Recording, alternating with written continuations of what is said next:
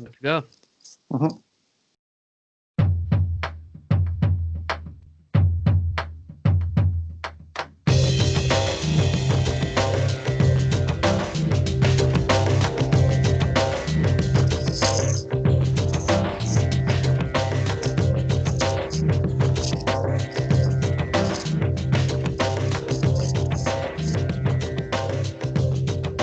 Hello, welcome to the Waste of Web Space podcast, episode 84. Starring Jimbo. and Fisher. And we've entitled this podcast Once, Twice, Three Times a Lockdown, because we're here again, back in another lockdown. And, shall we just play the intro song and get on with it? Yeah, let's just play it, Jim. That's all we can do nowadays, isn't it? So, of course, here we go. It's once, twice, three times a lockdown. A lot of effort's gone into this. It's a bit longer than normal, Fisher. I thought I'd do the full song. So here we go. The full song? Full song. I've cut it down slightly. Thanks for the taste of freedom you gave. The memories of eat out to help out.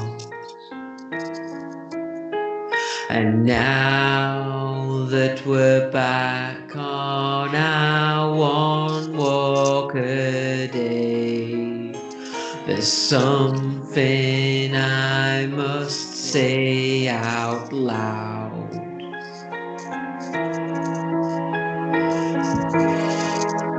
It's once, twice, three times a lockdown. And it's boring.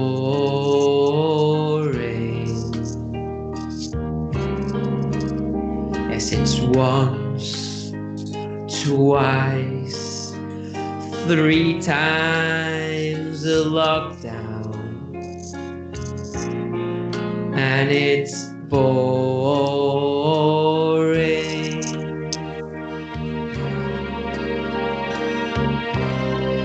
Yes, it's boring.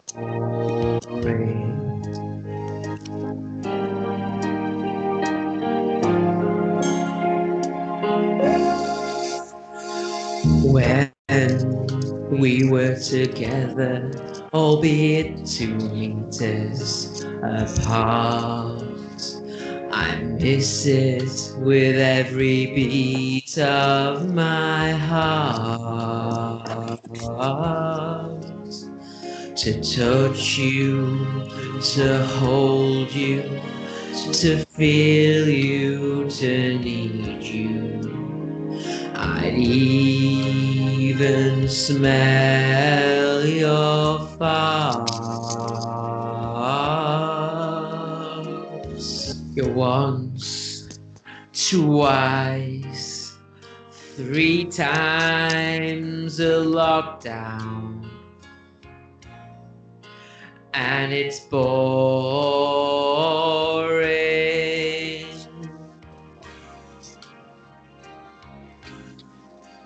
Oh, it's boring.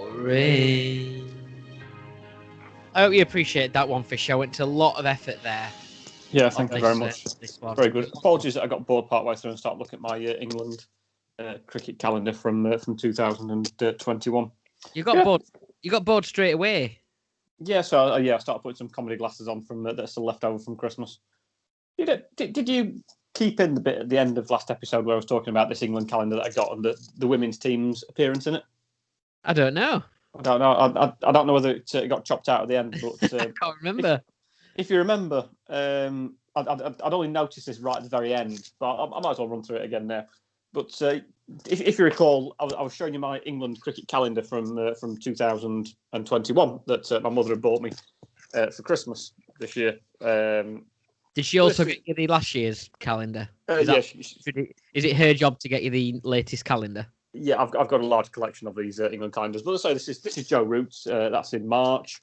In April, we've got there Adil Rashid, another Yorkshireman. Well done.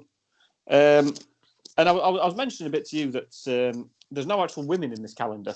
So obviously that's another Yorkshireman, as it so happens. In May, we've got Johnny Bairstow there in May.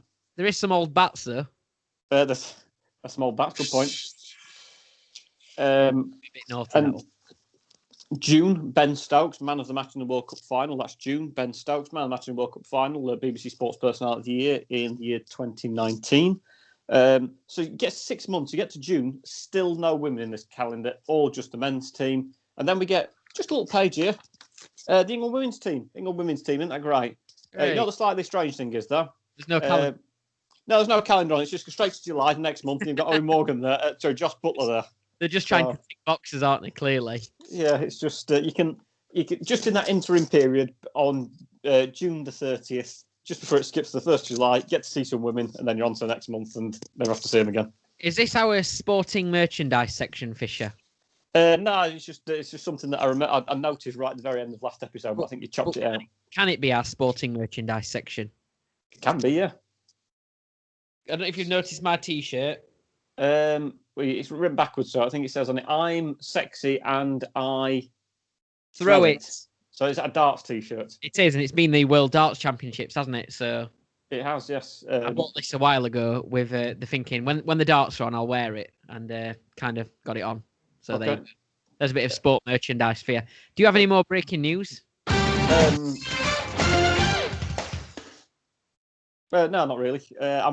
I've just come back, as you can tell from my jumper. I've been working today at the Premier Inn, and it was New Year the other day. And how did you celebrate the New Year, Jimbo? Usually the usual way, by just pretending it wasn't happening. Okay. Well, maybe a bit more relevant for this year, perhaps. Yes. I bought a load of gingerbread on New Year's Eve. All right. Okay. Guess how many gingerbread I bought? Gingerbread men as well, I would say. Well, gingerbread men or women. I'd say an excessive amount is probably more than 2. Yeah, more than 2. Unless you was giving it to other people. So I did end up giving some of them to other people, but predominantly I bought these just for myself. Where did you get them from? You've frozen up a little bit, Fisher. Where did you get them from? I got them from a place called the Company Shop, which is... Are you familiar with that? Yes. Yeah, so if people are unfamiliar with it, effectively it sort of takes food that maybe would otherwise be going to waste. So if it's stuff that's maybe rejected on the production line, so for example, if they're trying to sell something and it has to be a certain weight and it's a little bit underweight, instead of chucking it out and just kind of wasting it, they send it to a place called the Company Shop, and sort of you can get a membership card there, and you can go and get some stuff that it's pretty cheap. But it's the key workers and stuff like that as well, isn't it? I think largely. Yeah, but I've managed to get a card as well. So obviously, yeah, I'm a pillar of the local community, Jimbo. I'm not going on my doorstep and starting to clap for you, Fisher, just because you've got a company shop card. Yeah, well, we'll get back to that in a moment. But when we were there, they were giving out. They basically said, "We've got loads of gingerbread. We'll give you a box, for £1." I thought, yeah, well, I'll get a box. There's only going to be a few in it. And then when we left, they were just giving some gingerbread men out for free. So I got like an extra 4. Turned out there were 16 in the first box. I ended up with 20 gingerbread men for £1. And I was sat there at home on New Year's Eve night, basically placing my gingerbread men into a formation to make my own favourite football teams. And I speculated that you could actually. I wasn't sure whether to name the team Gingerbread Star Belgrade or Gingerbread Manchester United. I'll throw one in there. Gingerbreading. Well done. Gingerbreading. I couldn't really think of many football players whose name could be compatible. In fact, the only ones I think I wrote down were Ginger Main Defoe. Yeah. And Nathan Gingerbreadmond. I've got one. One of them. David Gingerbread Nola. That's not too bad. How is it the case? If anyone else is listening and can think of any gingerbread-themed football players' names, we'll get it on Twitter. Should we? While you're talking, telling us more about this, I'll put a tweet out there. See if we get any responses before the end of the episode, shall we? Yeah, we're not go for it. But it'd be interesting to see if we could get any. Yeah. So you say keep on talking. In all honesty, that was pretty much the end of the entire anecdote. All right. Although I was interested when you talked about clapping for key workers on a Thursday evening. It's now the case that it's been restarted under the banner of Clap for Heroes. Right. Did you go out? Did you go out and clap? I didn't. No. Oh right, okay. I did, and not many people did. It was very much a. I don't know if it was just the fact it was too cold outside or a bit dark or anything, but we went outside and there wasn't many people clapping at all. It was a bit disappointing. maybe gives you an idea about people's feeling towards a pandemic or what have you. I certainly do not think it is anything any disrespect or slight towards the amazing key working heroes we've got out there who are working hard. Probably largely to do with the cold, isn't it, and stuff like that. But I think there's lots of other ways we can sort of thank them, isn't there, and appreciate them by obviously following the rules and things like that. That's probably the best way to do it, really. Exactly. Their so jobs aren't as difficult, you know. Yeah, they are doing an amazing job, particularly at the minute. You know, they're even more stretched than ever, aren't they, as well? So yeah, they're doing a fantastic job, and as we said in the podcast sort of previously, about sort of 7-8 months ago, maybe even 9 months ago, we know at the moment we should be staying home, protecting the NHS and saving lives. So we would highly recommend that everyone does that and follow the rules and try and ease the burden on our amazing people who work in the NHS at the moment. Just to interrupt, what was your suggested example for gingerbread football names? What was the best one? It's one of yours. Gingermain Defoe. Gingermain Defoe. Yeah. How would you spell Gingermain? Ginger hyphen main. MAIN. Yeah. Yeah. Defoe. That'll do. Yeah. And see what response we get. Let's see if we get any responses. You have to retweet it from your own Twitter as well, Fisher. Yeah. See if we get any responses before the end of the episode. Yeah. So have you got any breaking news, Jimbo? I haven't in particular, but seeing as we're talking about football, what about we check our fantasy football team scores? Yeah, we could do. Yeah, see what we're doing. I was in the lead last time, and to be honest, I haven't had a good couple of weeks. It's not. It's been pretty poor, so I don't think I'm going to be anywhere near you. To be honest, I think you kind of ran into a bit of a lead. I've dropped down in my own league as well. I'm on 942. Have you cracked 1,000 yet? Have I cracked 1,000 points? Let me. No, I haven't. How many do you say you're on? Sorry, 942. Oh, I'm on 998, so I'm nearly at 1,000. Yeah. So I've got a bit of cushion there. Still plenty of time before the end of the season, anyway. So, anyway, fingers time. Yeah. Yeah, I was going to say, have you used your triple captains or bench boosts or free hits or anything like that? No, I have still got bench boost and triple captain. To be honest, I don't really have much regret. I never tend to have it. Oh dear, I'm going to have to use my. I've got no players playing next week. Oh yeah, it's an FA Cup week, isn't it? So there's not many people playing next week. It's going to be a free hit week, I think. Yeah. So anyway, shall we move on and get us drinks? We shall do. Yes, I've just given mine away slightly.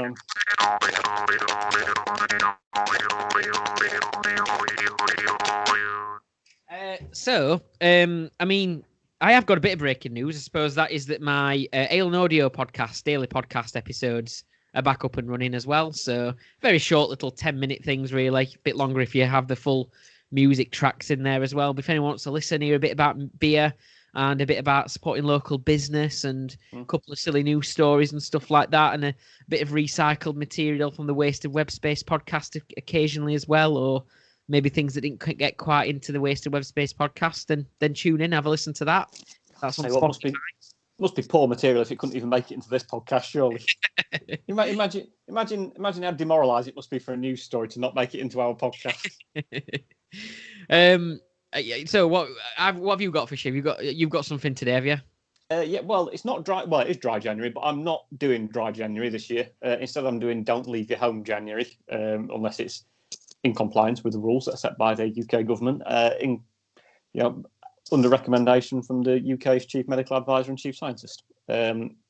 However, I've still got some cast-offs from last year's dry January, and I recall that on previous podcast we sat together and drank some Coca-Cola mixers, which I think were designed to be drunk with various rums. So I've still got this. I'll be honest, it's actually out of date, but let's be honest. But there's more prevalent things that are going to kill me at the moment than drinking a slightly out of date Coca-Cola signature mixer. And this one is batch number 1, and it's smoky. And it's the master mixologist is Max Venning, and it's got in it Yang Lang, Ambient Seed, Peru Psalm, oak extract, and guaca wood. Mm. I've no idea. I presume it's going to taste a bit like Coca-Cola, but with a slightly smoky taste to it. Which may be because it's out of date, or maybe because it's meant to taste like that. Who knows? Who knows? But I can confirm on this occasion I'm not doing dry January, but I'm doing don't visit the pub January because we're not allowed. Well, I'm doing triannuary, which is, I mean, I suppose I do it every month to be fair, but triannuary is about if you're not doing dry January, or if you are doing dry January, then continue to support local businesses, pubs, microbreweries, beer shops, things like that, who obviously are going to suffer at the result of people doing dry January.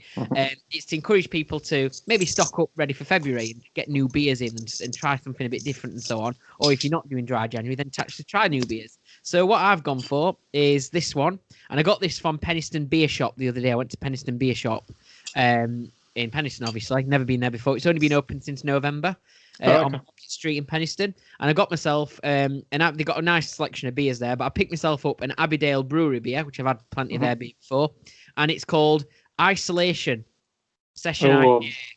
And I think it is a special. I'm presuming it is based on actual lockdown and everything like that, because it's got 2020 on the post box. Yeah, right. Okay. Outside this little house. It's shameless, some of these people, aren't they? Really? Yeah, I've never tried this before. Cashing in on the pandemic. Yeah. But no, I like Abbeydale Brewery. I like Deception's my favourite of theirs. I think that drink is also available at Lardidar in Sheffield, in Chapeltown on Station Road, isn't it? Yeah, I've stocked my beers there before as well. Yeah. And basically, I told the person who runs that we're going to give them a mention on our podcast where we can. So. Yeah, excellent. So there you go. Lardidar. Yeah, Lardidar. Station Road. But yeah. So what's yours like, Jimbo? I've not tasted it yet.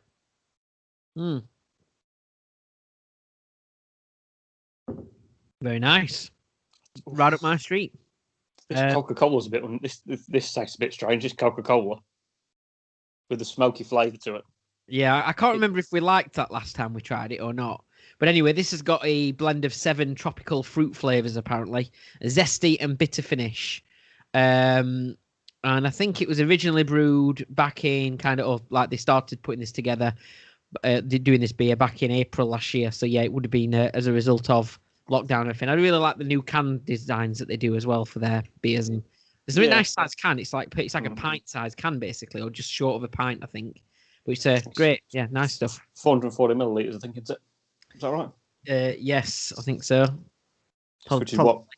About 75-80% of a pint? Yep. Pints, what?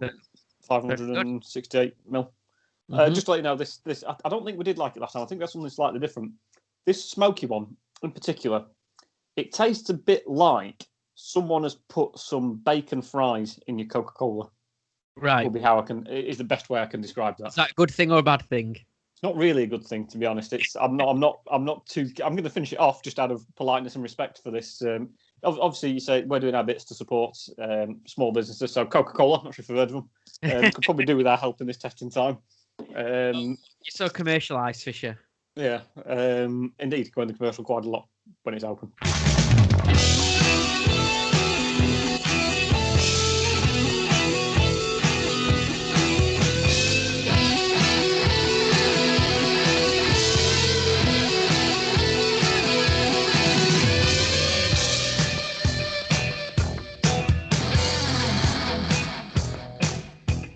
Just a reminder, we're not live today because we had an issue with Skype, and I've had to contact Skype themselves. I've had to Skype. Jimbo, you're so commercialised. So why can't you use a local business's streaming software? Anyway, so moving forward, it's my show and tell, isn't it? It's 20 minutes in, and we're not even on show and tell yet. So let's get going, shall we? So my show and tell. It's kind of not showing. I've just brought something to represent what my 2 stories are, and it's this dinosaur. Dinosaur, yeah. So it's just a representative item, really. It's not really anything to do. This is actually Ada's dinosaur. I'm not sure what kind of dinosaur it is because It's not one I'm familiar with actually. But anyway, this leads into my story. So I was always a massive fan of Jurassic Park. Came out when we were probably at primary school, didn't it, Fisher? In our sort of primary school years. Yes. I don't know how many Jurassic Park films there are. There might be 3. However, I'm doing a thing about film trilogy shortly, and it's not within that. So it's going to nicely link in then to films that you're doing today. So, Jurassic Park. I was a massive fan. So there's 2 stories now I'm going to give you, and one of them's true. Obviously, one of them's false. Okay. Story number 1 is that ages ago, before the pandemic, I saw on Facebook. You know when it comes up saying actors needed and that kind of thing, or extras needed. I applied to be an extra in Jurassic World 3, which is going to be called Dominion. They needed extras to be down at Pinewood Studios, which is based in the UK. They were going to be filming it. They needed extras. I applied for it. I completely forgot about it. I think there's a couple of forms to fill in. I completely forgot about it. And then earlier in the week, I got an email to say, continue with you. We're restarting filming because obviously it'll stop because of the pandemic. If you're still interested, respond back. So I'm hoping to be an extra in Jurassic Park 3 Dominion. Or the other story, which may or may not be true, is I wrote a script for Jurassic Park 3. Okay, Jurassic Park 3. So before Jurassic Park 3 was a film. Jurassic Park 3 is the film that's already been made. One of the original Jurassic Parks. I wrote a script for that before it was made. Okay, so I'm just trying to find out, by the way, how many Jurassic Park films there were. I think you'll find there's about to be 6 altogether. Oh, really? Because the one that if my story about being a extra in Jurassic World 3 Dominion would be the 6th proper film, I think. Fair enough. Sorry, I didn't realise there was so many. I thought because there was one that I know there was a Jurassic World not too long ago. I thought that was the 3rd one, wasn't it? It's the 4th one. So the original one, Jurassic Park, and then there's already been Jurassic World 2 as well. Yeah, so there's Jurassic. There's been 5 of them, and as you say, Jurassic Park 6 effectively is due to release in 2022, which may or may not feature yourself by the sounds of it. So what part were you hoping to play? Is it going to be prehistoric man? In which case, I think you probably need to smarten yourself up a little bit, Jimbo, if that's okay. Well, they were looking for people with really short arms to to play the T-Rex. They then put the CGI over. Yeah. No. Well, it was just it's not that detailed yet as to what part you'll be playing.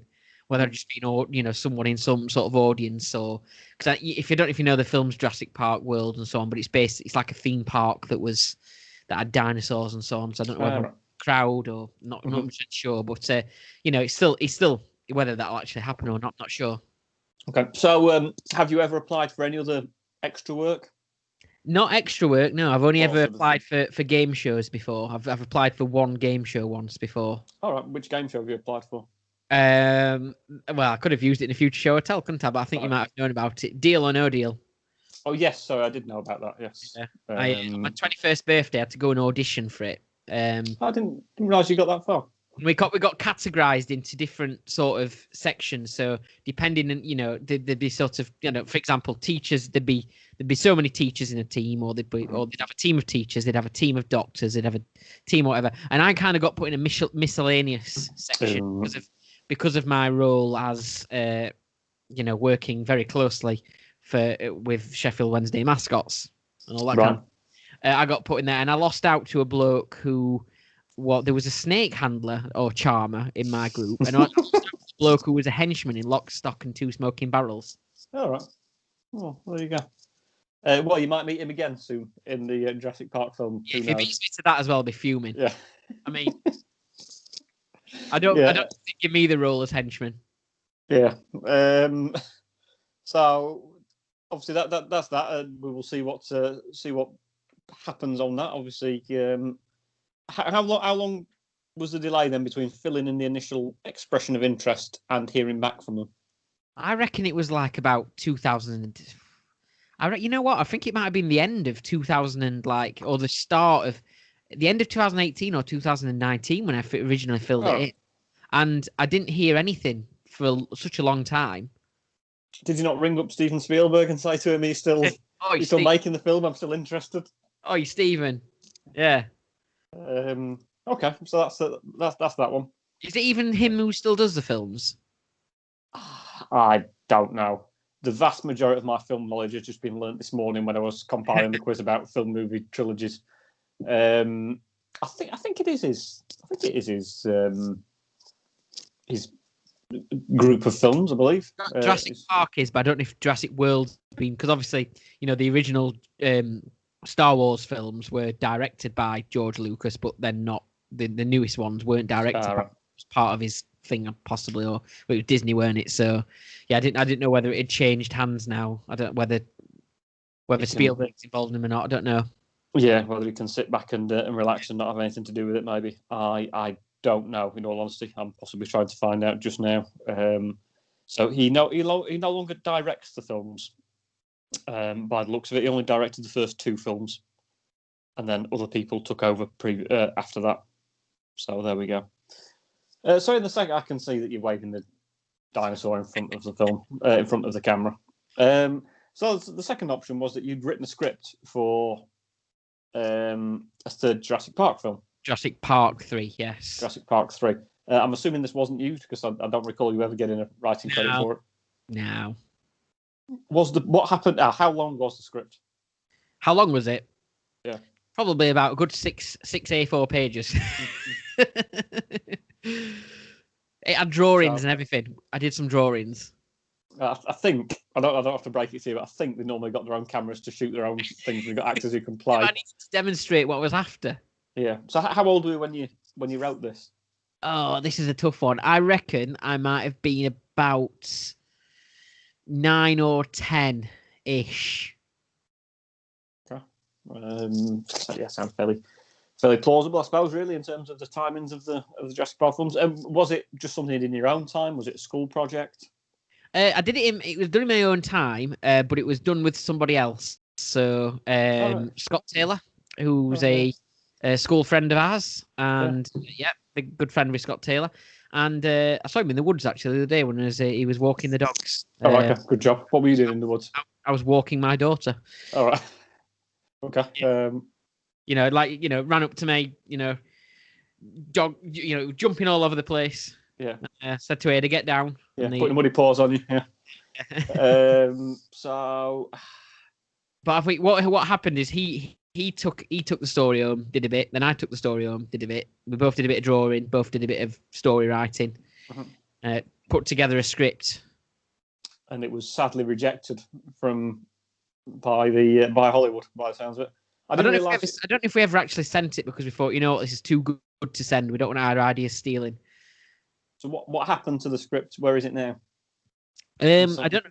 I think that Scott Taylor has the actual script, the actual physical version of the script of the story, but it has been since put onto social media. Oh, right, okay. So it will be somewhere. Mm-hmm. So it is digitalized somewhere. Yes. There is a lasting record of it. Okay. I'm very disappointed to hear that you have formed a new sort of creative partnership with someone else before me. That's very disappointing to hear. But I suppose we'd probably know each other at that point. You don't like films. Doesn't mean to say I can't write them. Look at the writing I do for Daryl. Sorry, no, Daryl exists actually. No, sorry. He's a real person, Daryl. Speaking of films, I watched Greed the other night. Okay. Did you watch it all in one go? I did. Very good. Was it any good? It was very good. I definitely would recommend watching it. It's a very clever film as well. Oh, right. Thought-provoking at the same time, yeah. And I think it's loosely based on Philip Green. Say Philip Green. All right. Yes, sorry, another film you mean, with Steve Coogan and David Mitchell and... Yeah. I've not seen it. I do want to watch it at some point. It's very good. Yeah. So I think we probably need a bit of decision, really, don't we, as to what the genuine one is. So are you about to make your Hollywood acting bow, or did you write something that tragically has not been used as yet within this film franchise? If you get it, you're going to be eaten by the dinosaur. Oh, no. Actually, I've already been eaten by a dinosaur, haven't I? That's how the fish tank ended in the final episode, with me travelling. I watched it the other day. Travelling back in time and being presumed eaten by a dinosaur. Yeah, he came back after that, if you remember. He did come back, yeah. Episode, yeah. I don't think we bothered to explain that I hadn't sort of disappeared down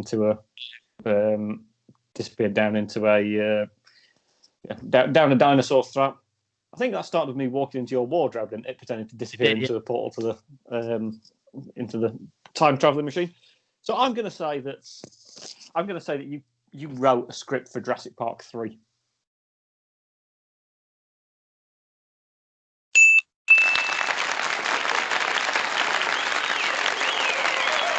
Well done.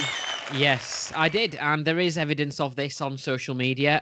If I find it, I will share it on the Waste of Web Space social media channels. Scott Taylor took some pictures of it and then shared it as a look, I've got it sort of thing, and it never went anywhere, obviously. But Jurassic Park 3 came out after it, I think. I think that was the right order anyway. But yeah, I might have got the order slightly wrong, but I'm pretty sure it was just before Jurassic Park 3. But have you thought about suing Jurassic Park 3 for copyright infringement for basically stealing your idea, or not? Thought about it, but it's a lot of effort in it. Yeah, I suppose so. Anyway, there we go. Very good. So we're moving forwards. Should we move forwards? Are we playing a jingle, or moving straight into the next thing? We'll move forwards. We'll move forwards.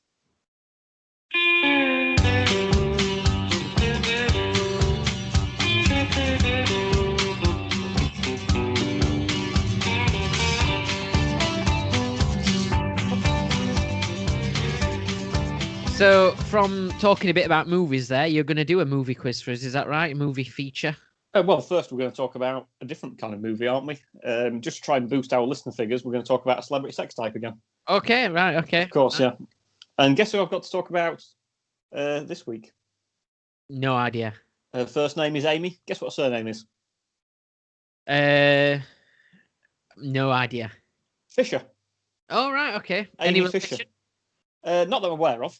I need to Google this person, because would I recognise her? I wouldn't Google her on a work computer, put it that way. Amy Fisher, the infamous Long Island Lolita, who in 1992, at the age of 17, had shot and seriously injured the wife of her then 36-year-old lover, Joey Buttafuoco. In 2007, made a number of sex tapes with her husband, Louis Bellera. Right, okay. In late 2007, nude pictures of Fisher, again her, not me, appeared on the internet, followed shortly by several videos. Subsequently, at the age of 33, Fisher, again her, not me, started her own porn site and released a pay-per-view adult tape, Amy Fisher, Caught on Tape.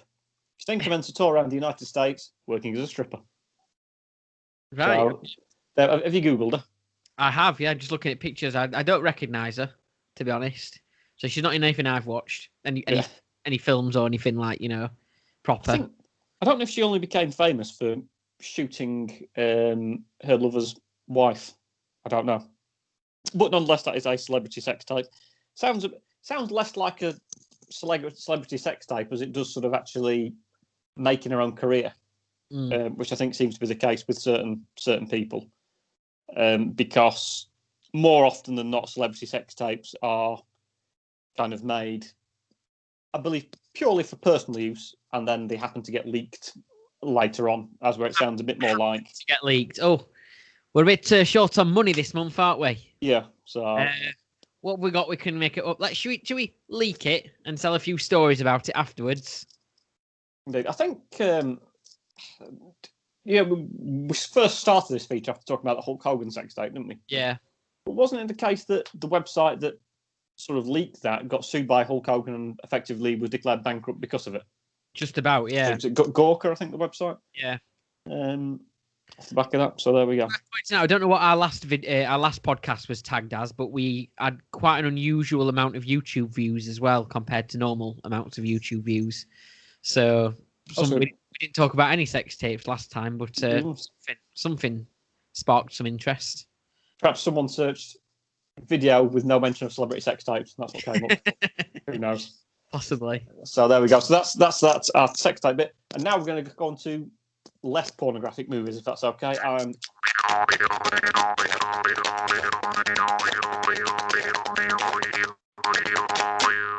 Go for it. So obviously, because we're in lockdown 3, I was thinking about referring to lockdown 3 as lockdown 3 Yeah, because I think we mentioned Lockdown 2, Lost in New York, didn't we? Just as a bit of a joke once on the podcast. And I was going to mention Lockdown 3, that one without Macaulay Culkin, that no one really bothered to watch. Okay. Obviously, that's the way it seemed to work with the third Home Alone film. I was thinking about that being a film trilogy, and then it turned out there's actually 4 Home Alone films, if you know that. I think there was a 4th one that wasn't released in the cinemas. I was a bit intrigued at sort of certain film franchises that seem to be getting more and more. So I was thinking a bit about film franchises that only stopped after 3 films to date. And I've got some questions about the various films. Obviously, it might be the case that this becomes out of date as more films are added later on, perhaps, and that's certainly the case with one of these franchises that have got mentioned. So I was a little bit surprised that there were already 5 installments of the Jurassic Park franchise, but there we go. So one film that has got 3. One franchise that's got 3 films is the Austin Powers trilogy. Mike Myers plays Dr. Evil in Austin Powers. However, who did he originally want to play the part? Was it Jim Carrey, but he couldn't because he was busy filming Liar Liar? Or was it Robin Williams, but he couldn't because he was busy filming Flubber? And whichever one of those it was, Mike Myers decided, well, I'll tell you what, I'll play the part myself. Oh, this is tough. I think the kind of look he wanted to go for, the kind of geeky kind of look with Austin Powers, probably would have suited Jim Carrey more. So thinking about his Dumb and Dumber role, would just sort of say that this is for playing Dr. Evil, not Austin Powers. Oh, this is playing Dr. Evil. Oh, right, okay. Yeah. Yeah. In that case, then I think I'm going to change what I was going with, and I think I'm going to say Robin Williams. I think he would have probably suited that role, and especially with the voices as well. Of course, yeah. I think Robin Williams. You're wrong. I'm wrong. Yeah. I'm not sure as well. Bear in mind these are all film trilogies. Do you want to try and name the 3 films in the trilogy? Yeah. So The Spy Who Shagged Me. Yep. Goldmember. Yep. So that's films 2 and 3. Remember the first film? It's International Man of... It's not International Man of Mystery, is it? I mean, I think it's a bit more... There's another rude word for it, but I can't... There's some sort of... No, you are right. It's International Man of Mystery. Oh, right, okay. The slightly tamer named International Man of Mystery. Yeah. So yeah, well done on that point. So yeah, they're the 3 films in the Austin Powers trilogy. And as I say, Mike Myers was always planned to play Austin Powers, but when Jim Carrey couldn't do Dr. Evil, he decided to play the part himself. Next up, there are 3 Back to the Future films released in 1985, 1989, and 2090. I'm joking. 1990. See what I did there. Why was the original film banned in China? Is it because the time? Well, do you want to try and name the 3 films in the franchise first, or should we do that afterwards? Back to the Future 1, Back to the Future 2. Yeah. No, I don't. Is there one called Back in Time? I don't know. I'm just trying to. I don't know if they even had name titles to be like. Actually, yeah, it's a bit of a dull question. That it's called Back to the Future Part 2, and Back to the Future Part 3. So you're pretty much there first up. So yeah, why was the film banned in China? Is it because the time travel element was said to be disrespectful to Chinese history, or is it because of a throwaway comment where Marty McFly said, "This is America. Anything is possible. We're not in China." I know that China have got like certain like traditions and lucky numbers and all sorts of things like that, but I don't know whether time travel would be anything in particular. So I reckon it's more like to the second one in the line from Marty McFly, where he said, "This is America. Anything is possible. We're not in China." Yeah. You'd be wrong. Oh.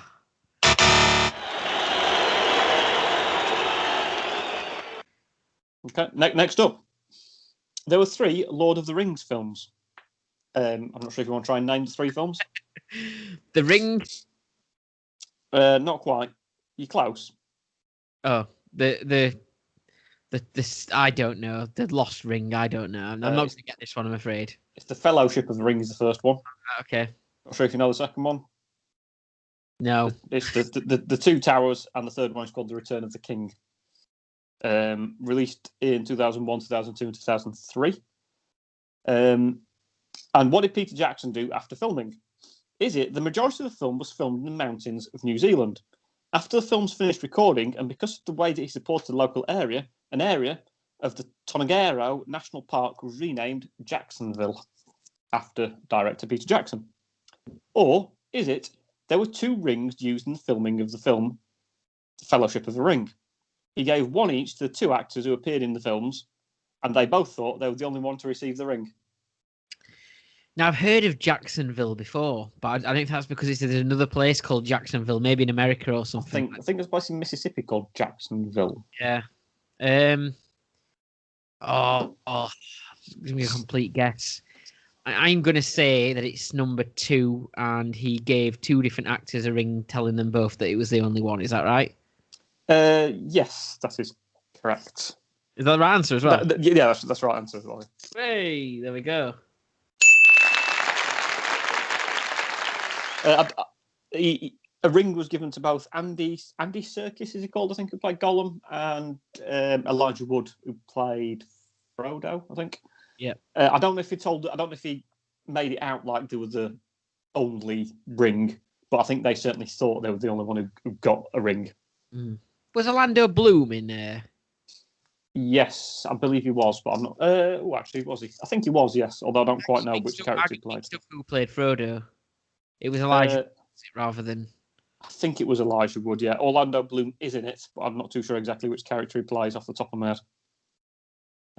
He's also in Pirates of the Caribbean, but there's more films of that than 3, so therefore hasn't made it. Next up is the Godfather trilogy. I'm not sure if you know the name of the Godfather films. I don't, I'm afraid. Godfather, okay.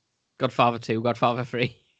I think you might be about in the right ballpark with that.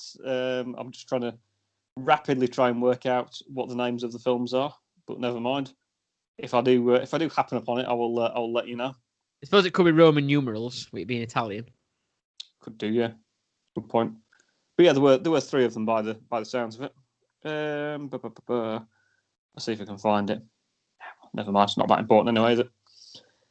So what is true about the first film anyway? One actor was so nervous at working alongside Marlon Brando that he stumbled over his lines in the first scene. It was kept in because the director liked how nervous it made him look. Or Marlon Brando originally auditioned dressed as Winston Churchill. He thought that the strong leadership displayed by Churchill made him the perfect role model for the mafia boss.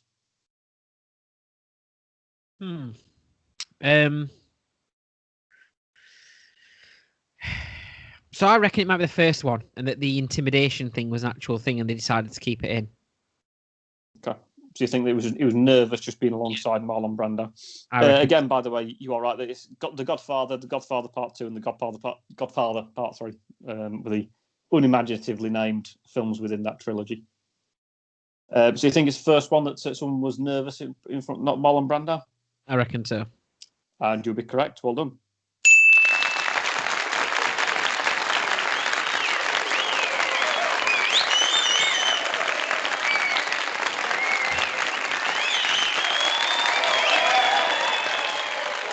So I want to give myself an extra round of applause there. I'm really thirsty today, Fisher, so I'm going to go for another beer. This is the first time it's ever been done on the podcast. Another drink. I'm going to go for a can of beer can. Beer can. So it's like I've got some beer can by the sound of it and tasted within my drink, I think. So I thought I'd go for something similar, yeah. A bit of beer can. Absolutely. So. And it's from Moondog Craft Brewery, which is in Australia, Abbotsford. It is. A tropical lager. Okay. So there you go. There we go. Maybe drink it straight out of the can. Well, good on you. So next up, it's the original Star Wars trilogy. I'm not sure if you want to try and name the films in the original Star Wars trilogy. Oh yeah. So A New Hope. The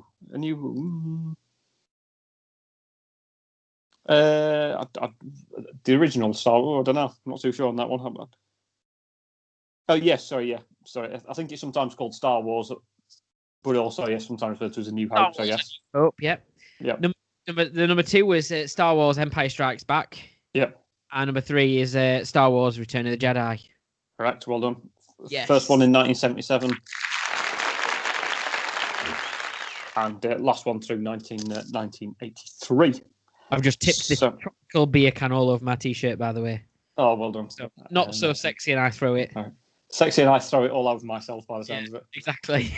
So there we go. So the original, Star Wars originally was a trilogy, but George Lucas didn't like it. What did you do instead of attending the premiere of the first film? Is it he attended the wedding of Peter Sellers and Lynn Frederick? He was a massive fan of Peter Sellers. Or is it he went on holiday to Hawaii with Steven Spielberg? They are they are good friends, I think, Spielberg and Lucas. I'm sure they are. And I'm sure, what was it? There was a film or something that I've watched recently that was both of them. Was it Indiana Jones? I think George Lucas has only pretty much done Indiana Jones and Star Wars, hasn't he? Yeah, there was something else. It's really annoying.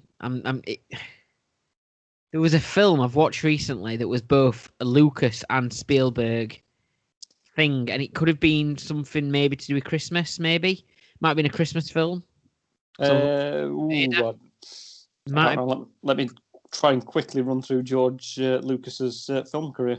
Yeah, let's just go. There is a film, I'm sure. Let me look. Lucas and Spielberg films. I'll be able to come up with Indiana Jones, won't it? Filmography, okay. I'm gonna hazard a guess and say I think it's a Christmas film. Or what is it? Yeah, I mean, Raiders of the Lost Ark's come up, but yeah.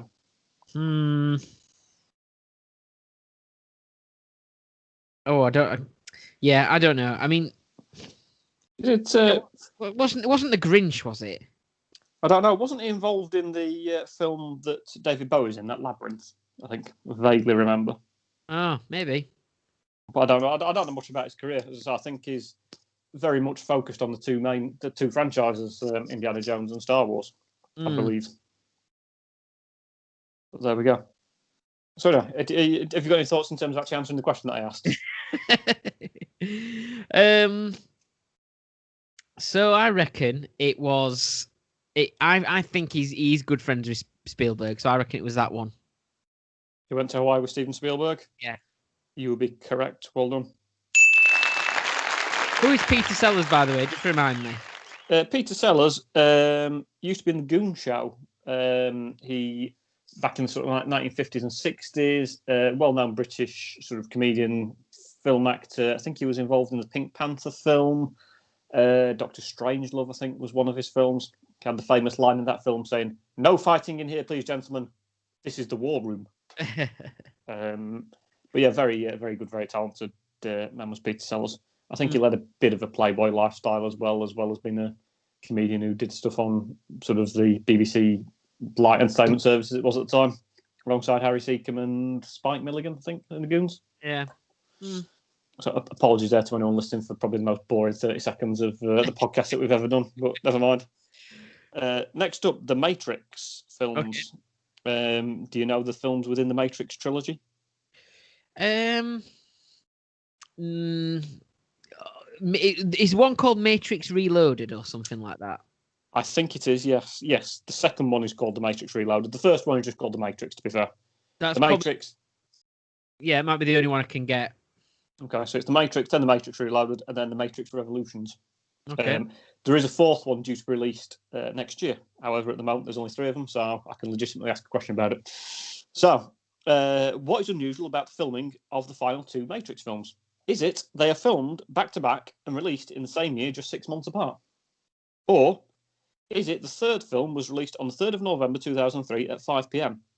This was the time shown in the closing scene of the second film, and the release was held around 5 months just to tie in with this. I reckon it might have been that one, because obviously the Matrix is quite a lot to do with things like time and that kind of thing. So I reckon they would have gone with that as a bit of a publicity stunt type thing. So yeah, I'm gonna go with that one. Okay, you'd be wrong.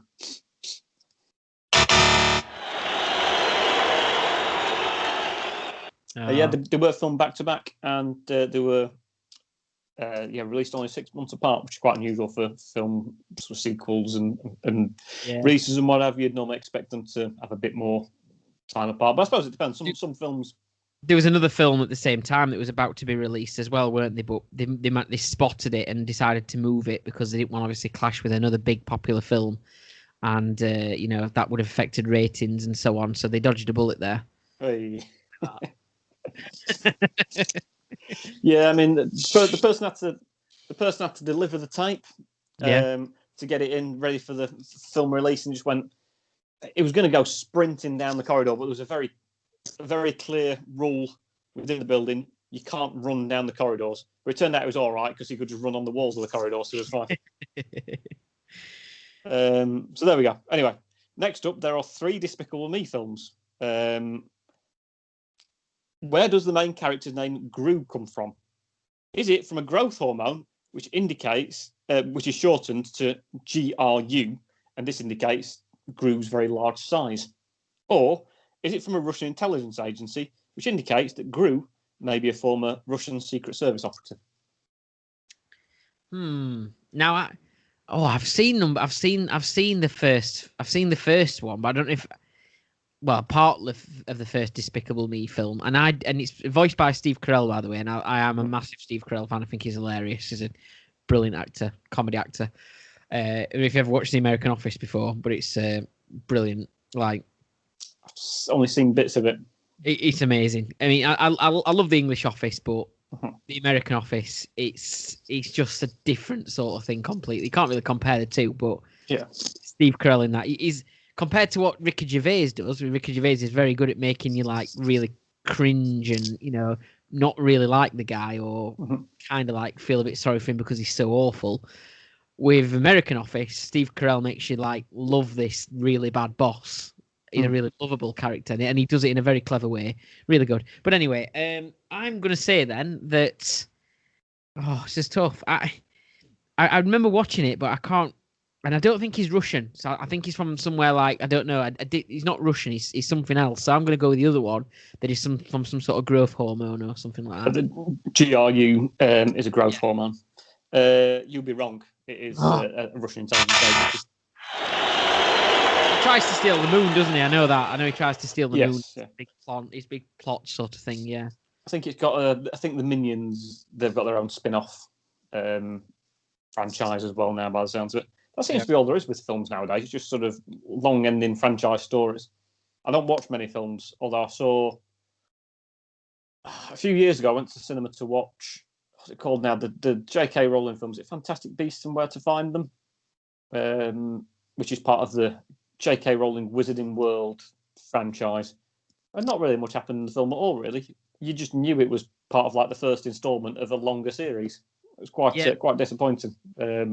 When I'm watching a film, I actually want something to happen that kind of makes you think like that's the film and that's what you've watched. But there you go.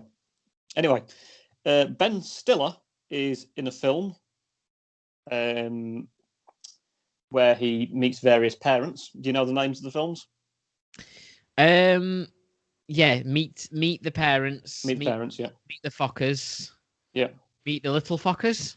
Very close enough, yeah. It's just called Little Fockers. Oh right, okay. I think I've only ever watched one of them as well. So I think I've seen the first 2. So the 3 films in the Meet the Fockers trilogy. Which of these is true? Is it there was a BBC sitcom with a similar plot, which starred comic actor Ben Miller and not Ben Stiller? Or Ben Stiller's character was originally meant to be called Randy instead of Gaylord, but this wasn't allowed.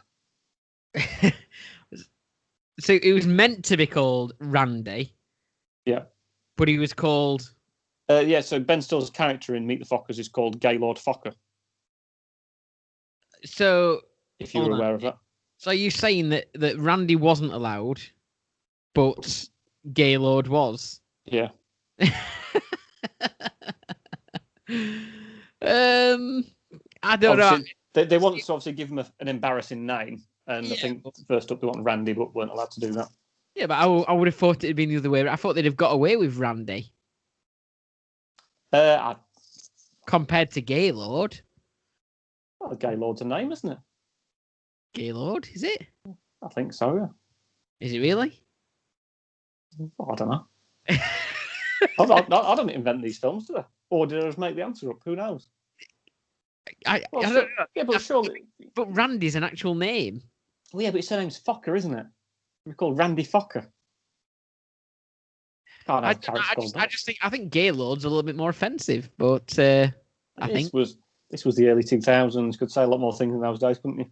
Yeah, I know what you mean. But in that case, I'm going to go for the other one, though. I think I'm going to go for the fact. Yeah, I know. Do it, Ben Miller. Yeah, let's go with the Ben Miller one. Okay, you'd be correct. There was a BBC sitcom that was called, I think, The Worst Week of My Life, and it got quite a similar thing where he was moving in with the parents of someone who was due to marry, and he kind of had a load of mishaps and sort of a lot of things kind of went wrong. It's quite a decent sitcom, but yeah, it was quite amusing that the main actor in it was called Ben Miller, and it was very similar to a film that got Ben Stiller in it. Next up, Mike Tyson appears in one of the Hangover films, or maybe even two of them, who knows? I'm not sure if you want. Well, I was going to say, do you want to name them? But it's called The Hangover Part 1, Part 2, and Part 3. So, yeah. What is true about his appearance in it? Is it he only appeared in there so he could get money for drugs?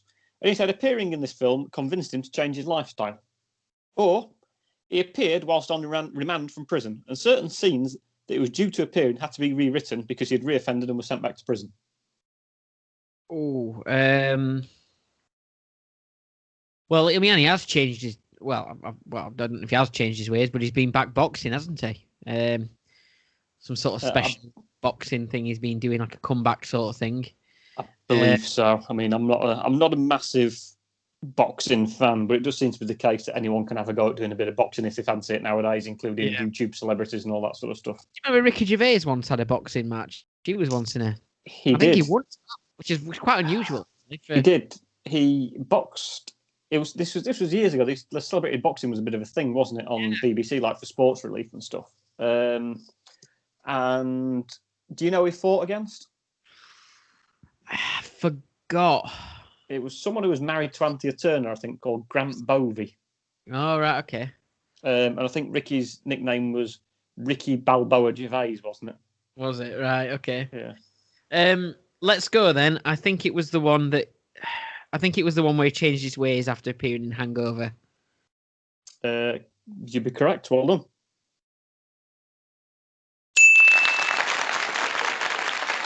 So next up, final question. The Mighty Ducks film franchise. Again, I'm not sure if you know the names of any of the Mighty Ducks films. No, sorry. Okay, well, fairly vanilla this one. It's called The Mighty Ducks, D2, The Mighty Ducks, and D3, The Mighty Ducks. So if you ever need sort of some advice on what's called future films, then feel free to get in touch with me and Jimbo, and we can give you some suggestions that are better than your own, perhaps. But what is true about The Mighty Ducks and the film franchise? Is it that the first film starred a number of child stars, which included the film debuts of Channing Tatum, Ashton Kutcher, and Ryan Gosling? Or Walt Disney owned the franchise for an ice hockey team based in California called the Mighty Ducks of Anaheim. The creation of the team coincided with the release of the movie, and the team played in the NHL, the National Hockey League in America. So, I mean, I think Disney are involved in either of the answers because that's kind of where these things come from. Anyway, a lot of the child actors come from, same as like people like Britney Spears.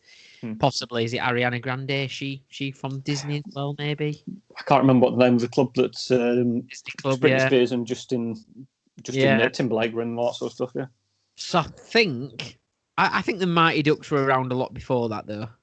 I think I'm going to go with the first one. That's in the film launched the careers of Channing Tatum, Ryan Gosling, and Ashton Kutcher. Yeah. You will be incorrect. Oh. Yeah, so it is the case that... what was I going to say now? Yeah, it's the case that the Walt Disney owned the franchise for a hockey team based in California that they called the Mighty Ducks of Anaheim. I think the film was released first, and then the following season, the Mighty Ducks of Anaheim started playing in the National Hockey League, which is the top ice hockey league in America. The team still plays, but Walt Disney no longer owns the franchise now. I think they sold it about 13, 14 years ago, something like that. But nonetheless, for about 12, 13 years, they did hold that franchise and were the owners. Interestingly as well in that film, there was a part that Charlie Sheen auditioned for. Okay. And he decided to turn it down, so they gave it to his brother Emilio Estevez instead. All right. So there you go. Very interesting. So, if you ever audition, if you fail your audition for background work for Jurassic Park, then it might get given to me instead. Who knows? I very much doubt that, Fisher. Yes. So there we go. So I hope you enjoyed that anyway, Jimbo.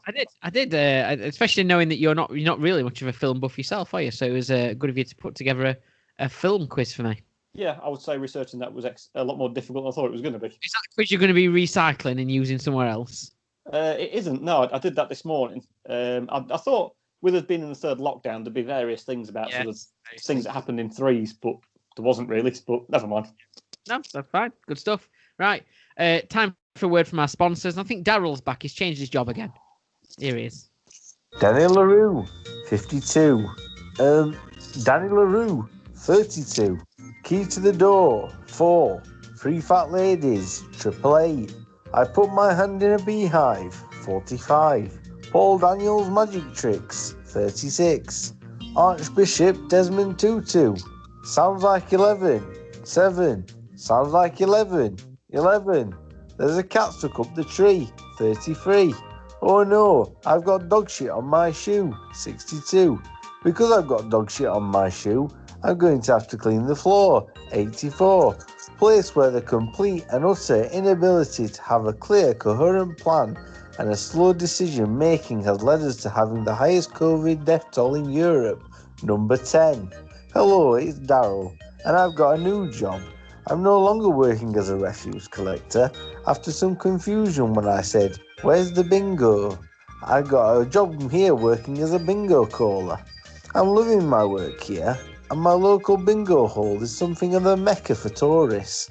I love shouting out random numbers, and I'm hoping to get a job estimating the cost of the government's track and trace app. If you need a bingo caller for them, please get in touch. I recently did a gig for my local drug users rehabilitation class. Although it got a bit chaotic when I said there was a prize for the first person to get a line. I also do private events and I'm happy to come round to your house. Sorry, that's the end of the advert. I accidentally said house.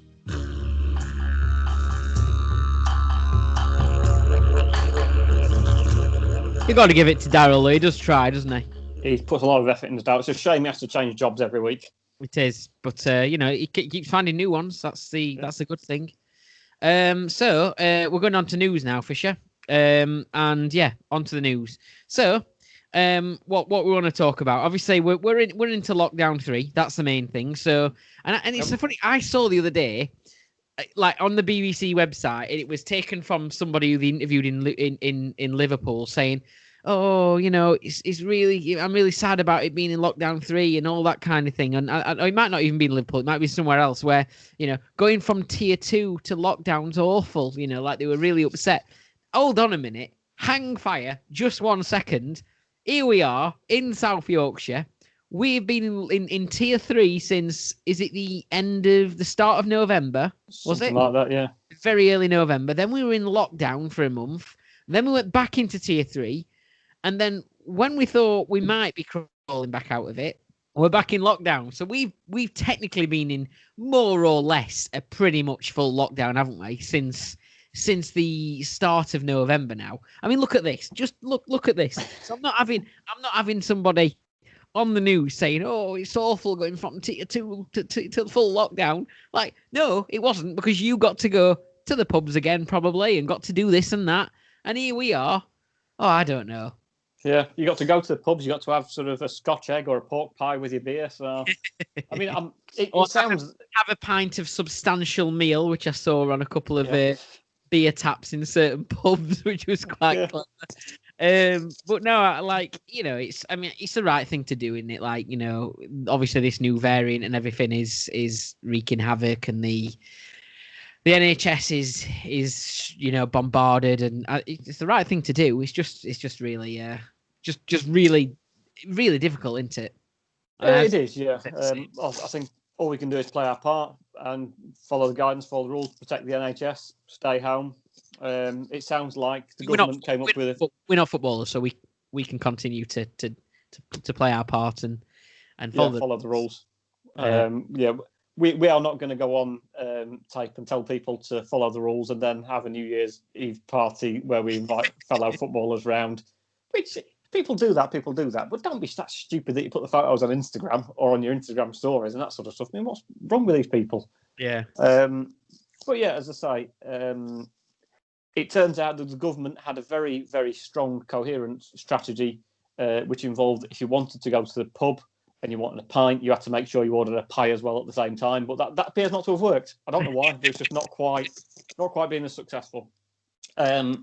Some of the decision making is a bit questionable. I mean, Boris Johnson came out on Monday night and said schools will close from Tuesday, which really clarified the comments made on the Sunday that were made by someone called Boris Johnson, I think it was, wasn't it? Who said the schools will still be open on Monday. Because next night. Michael Gove had said the same thing a few days earlier, hadn't he? This is what's really frustrating, because every time there's announcements made, Michael Gove has to kind of chip in and say, "Oh, I wouldn't be surprised if this carried on a little bit longer."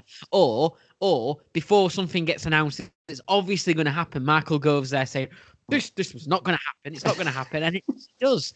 You know what? Michael Gove is at the top of my list for if I could punch people freely in the face and I could have one punch, and there's a list of people you can do that to and it's fine, everything's okay and it's legal.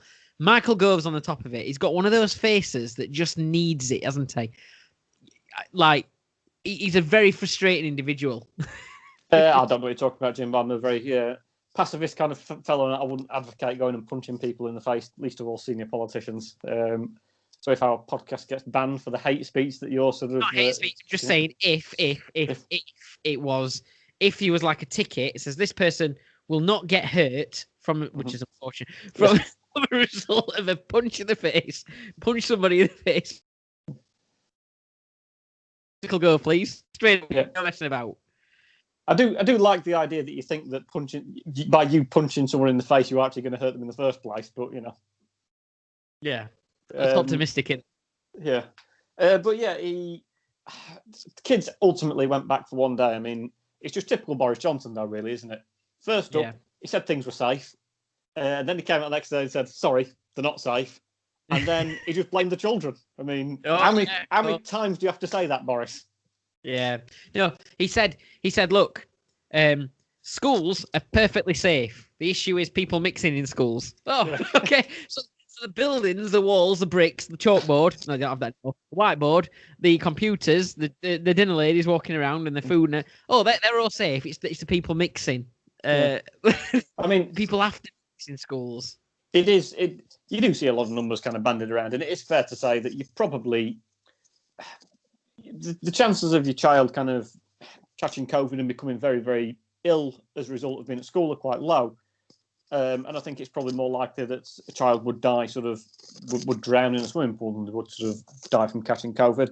However, at the same time, that if someone does go swimming, what's not very likely to happen is that they would take the swimming pool home with them so that their parents could drown in it. Is a slight problem, as where they might take COVID home and then pass it on to other relatives. But nonetheless, obviously, our government decided to allow people, having basically been off school for let's say, nearly 2 weeks, something like that, and effectively, assuming they followed the rules, effectively isolated, not had much contact with other people. They decided to send them back in, mix for another 1 day, and then send them back home.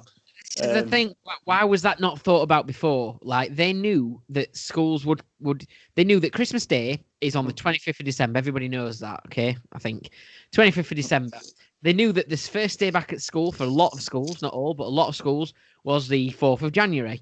That is not according to the guidelines that's been set all the way through, that is not a long enough amount of time for those that did follow the rules and only mixed on that one day to have been separate again and isolated for a long enough period of time before then going to mix with other people. So why didn't they just from the off before Christmas, to save the confusion of having parents having to scramble around to sort childcare and homeschooling, why didn't they tell, and the teachers as well, why didn't they just tell people from the start, look, the very earliest you will be back in schools would be the following week after that, which would have given a lot longer period of time. And yeah, maybe, okay, fair enough. They've obviously had to take the thing to shut schools for even longer because of the new variant and everything, but at least would have taken away that confusion and that original what's going on sort of thing. But they're just so you couldn't get a group of ministers or people together to do a worse job of this if you tried. You really couldn't. Yeah. You might as well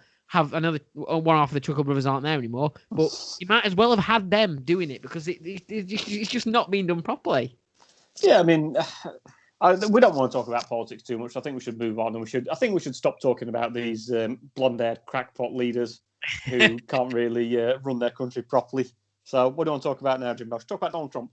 We shall, yeah. But before we go on to Donald Trump, though, I also want to talk about Nick Hancock. Nick Hancock from They Think It's All Over. Completely different, Matt Hancock, who I saw the other day. He was on the news channel or something like that, and he went to I don't know if it was a GP surgery or hospital or something like that to talk to somebody who talked to like a physician or doctor or something who was going to be giving the vaccine and so on, to do a bit of a, where a politician goes to see somebody who's going to be doing that kind of thing, a bit of a promo PR sort of thing, and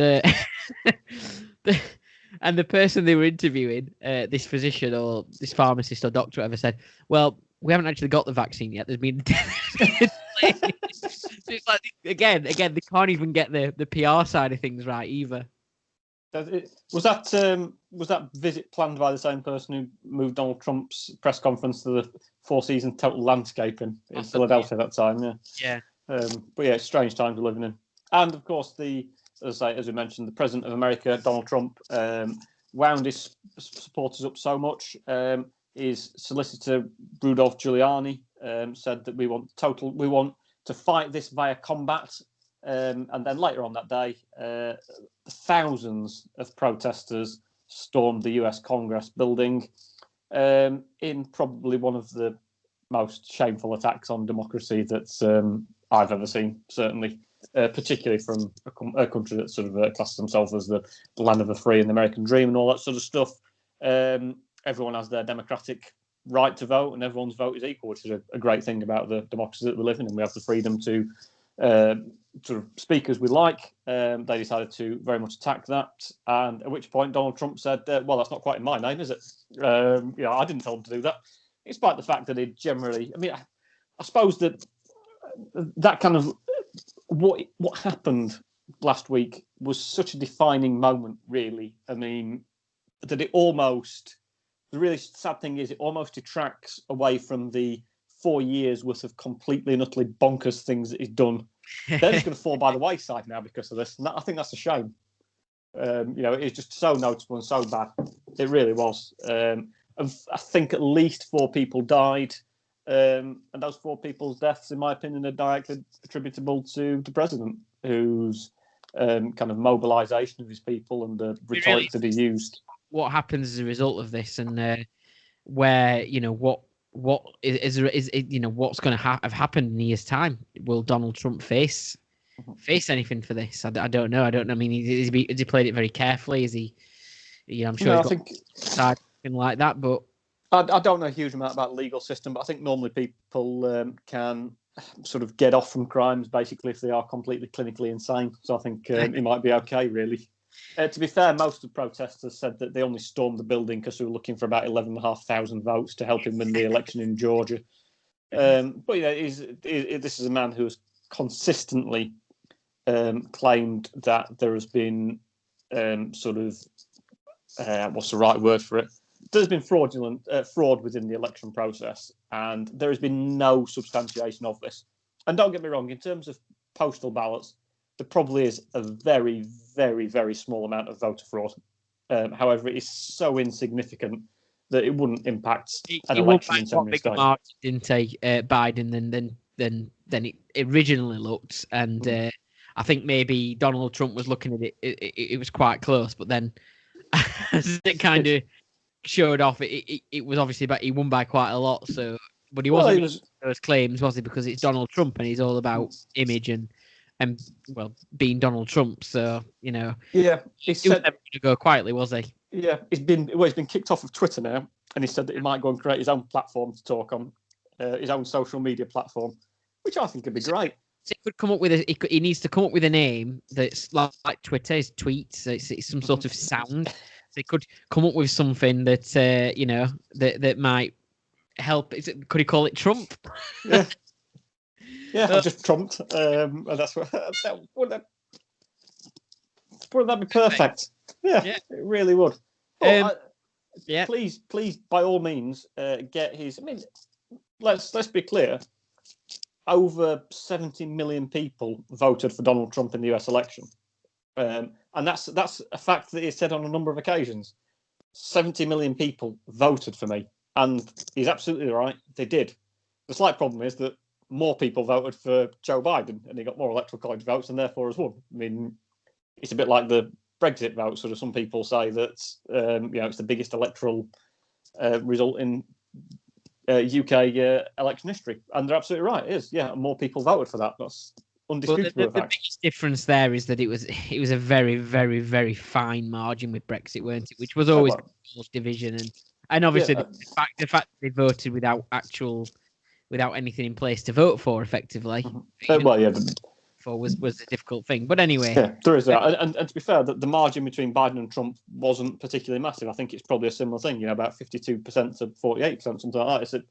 It's a very fine line, and that when you've got things that are kind of just a yes and no answer, and it's quite close, then you're going to end up with a lot of people on different sides and quite a division to bridge, particularly when there's a long way between the two sides as well. And all he ever appears to have done is just go out to represent the people who voted for him and do very little to kind of reach across to the other side. He did actually give a reasonably decent speech a few days ago.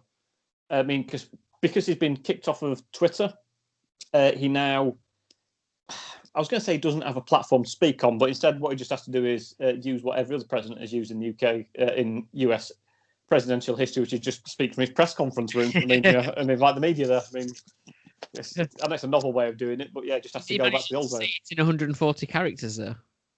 Yeah, he managed just to shout it in caps lock. He did actually give a reasonable speech, I thought, in terms of saying that we need to work together and come together in this great nation and all this sort of stuff. But the slight problem is that he should have maybe thought about saying that about 4 or 5 years ago, and he just spouted a lot of rubbish for so long. But there we go. Should we talk about something a bit more uplifting? We've got someone who we know was on The Voice last night, weren't they, Jimbo? Yeah. So someone called Matt Crook.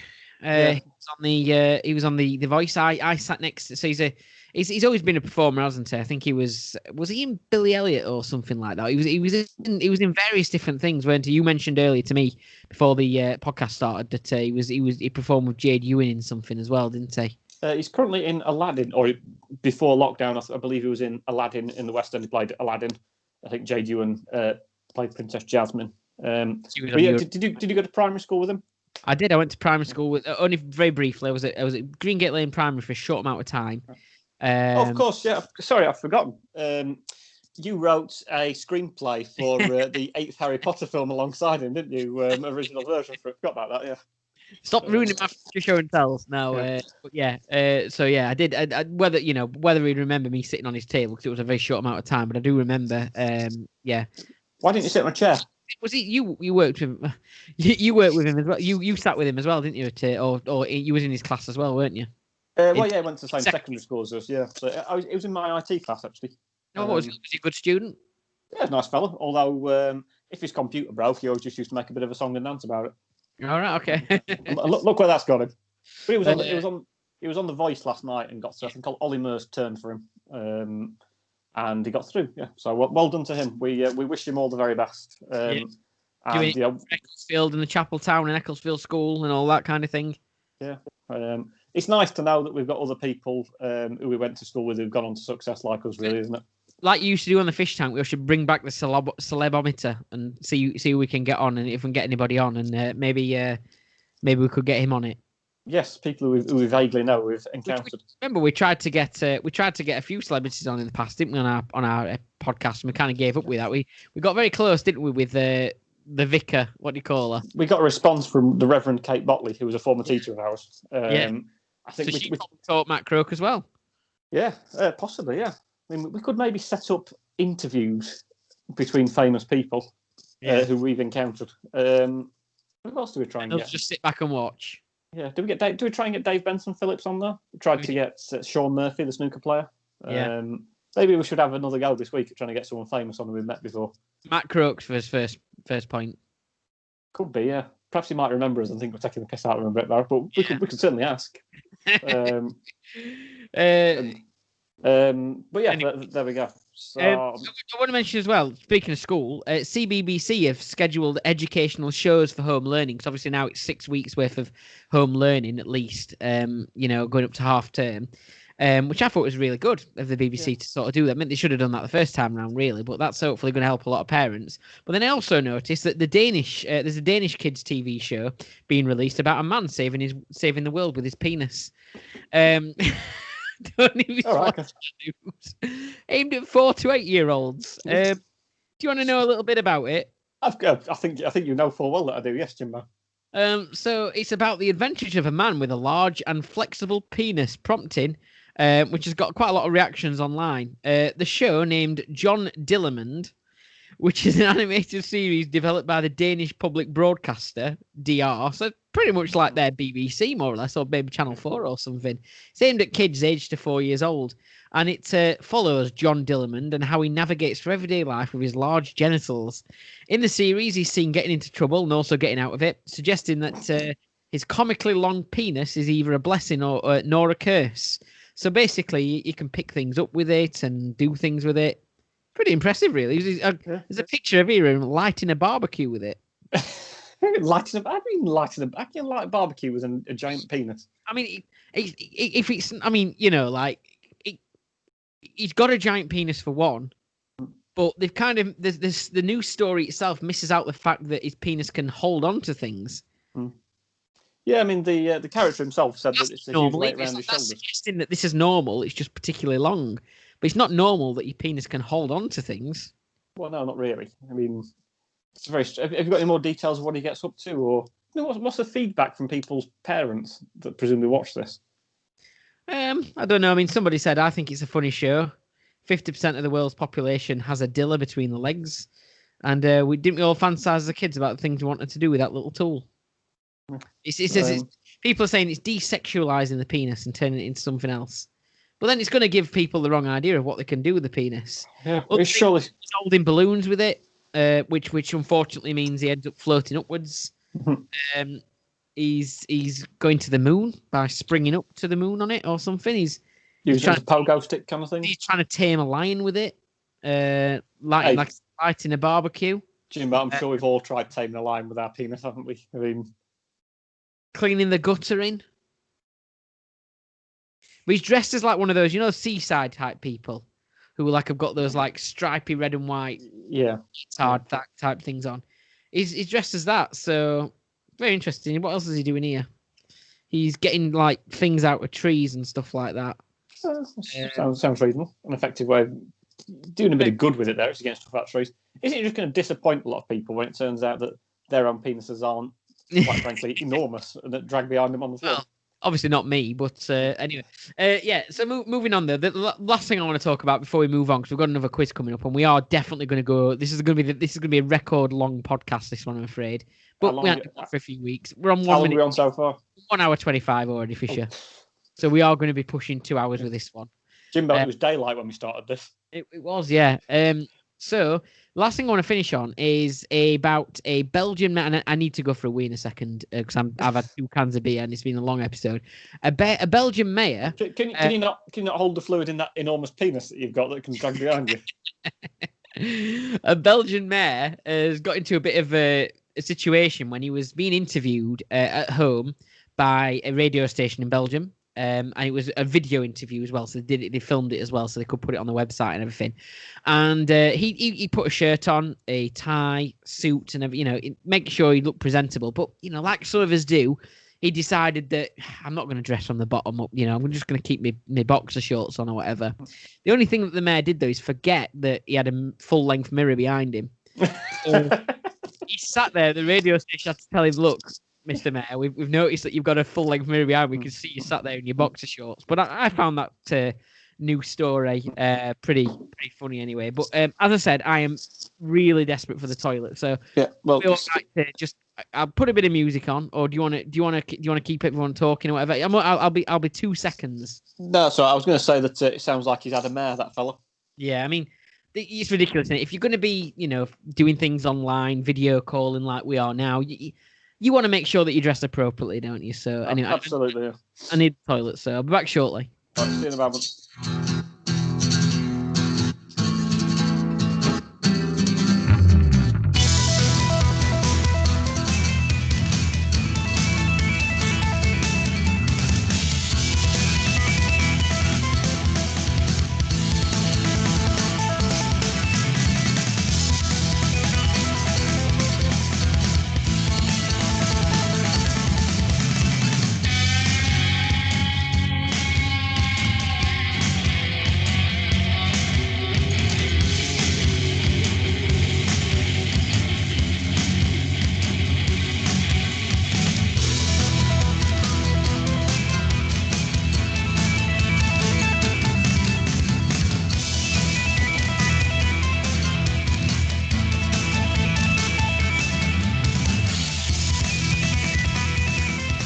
Okay, sorry about that. I could.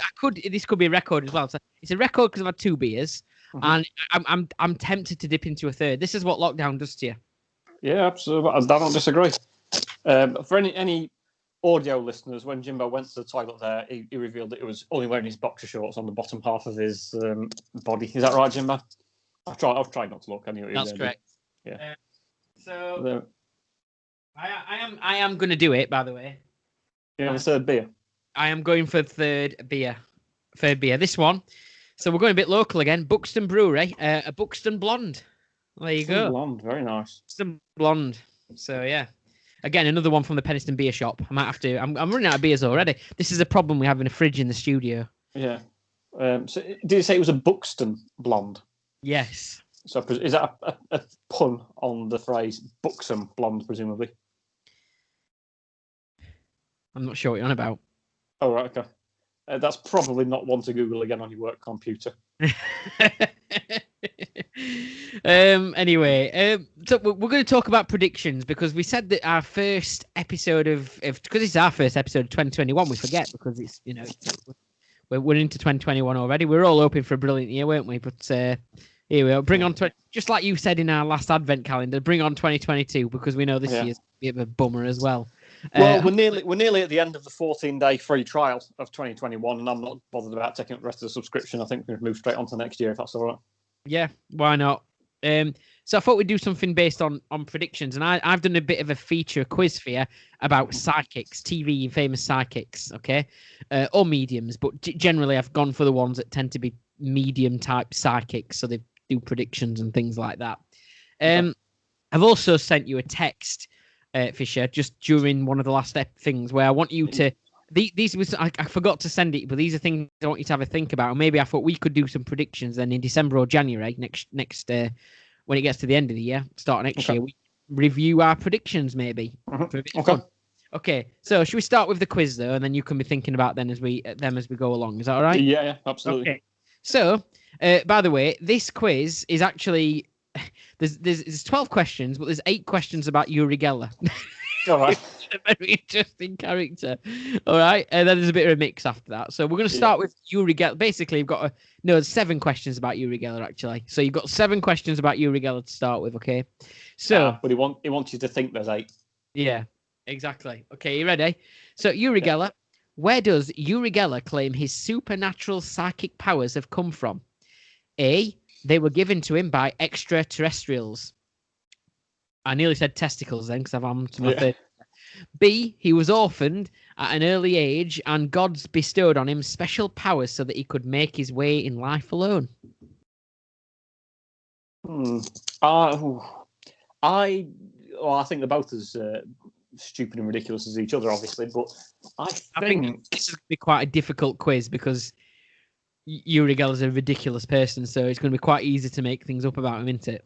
Well, can you just transmit the answer through to me, Jimbo, if that's okay? I think the answer is that I'm sure I've heard him in the past say that aliens gave him or extraterrestrials gave him the powers. Well done. Must be a big Uri Geller fan. You're correct. So he said he got them from extraterrestrials. Number 2 then. Andrea. This is a man, by the way. Andrija, I think that's how you say his name. Puharich was a medical and parapsychological researcher who brought Uri Geller from Israel to the United States for scientific testing. What did he claim that he witnessed Uri Geller do? A, teleport a dog through the wall of his house, or B, turn a lettuce into a tomato? Well, both unusual. I mean, obviously, did you say he was a parapsychologist? So obviously, he got Uri Geller into the Western world by dropping him out of an aeroplane, I think, didn't he? Yeah. The way of doing it. So teleporting a dog through a wall. I mean, I'm not sure if he's heard this concept of having a window in a wall, maybe, or turn a lettuce into a tomato. Well, they're both relatively implausible. Let's be honest, neither of them are possible. It's not as though you can do that thing where you turn a caterpillar into a butterfly or whatever, or I can't quite remember exactly which way around. Well, I mean, you'd think that the whole aim of him would be to prove truth, wouldn't you? But maybe, obviously, I don't know. He turned a tadpole into a frog or something like that. I think he might have teleported a dog through a wall. Well done. That's what he claims he saw Uri Geller do anyway. Yeah. Number 3, in 1992, Uri Geller was asked to investigate the murder of a Hungarian model. What did he do? A, predicted that she would be found alive, safe and well. She was later assumed dead. Or B, claimed to have contacted the spirit of the Hungarian model, therefore telling people she had died, only for her to be found alive and well. Basically, the opposite. Which one was it? Yeah. Did she say she was alive? Yeah. So what did you say? It was 1992. Did you say? Yes. So it was. Was he famous by that point? I think Uri Geller was kind of starting to get fame, sort of late 80s, early 90s. So did he say she was alive and well, but then presumed dead? I think he said that he contacted her and she had passed away, and then she turned up and she was alive. It's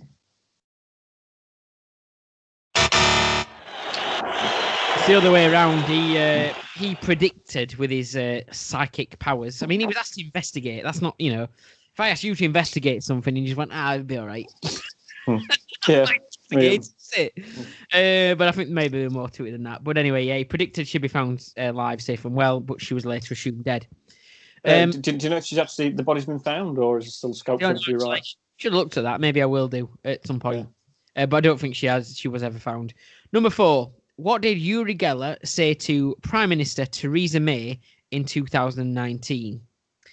That he'd been told by extraterrestrials she would guide the UK to be the first nation to host an extraterrestrial visit, and she must contact him so they could make necessary arrangements. B, that he would telepathically prevent her from leading the UK out of the European Union. I remember him doing something, and I think it might have been Brexit related, and I think it might have been that it was preventing her from taking the UK out of the EU. I think. So I'm going to go with the second one. Well done.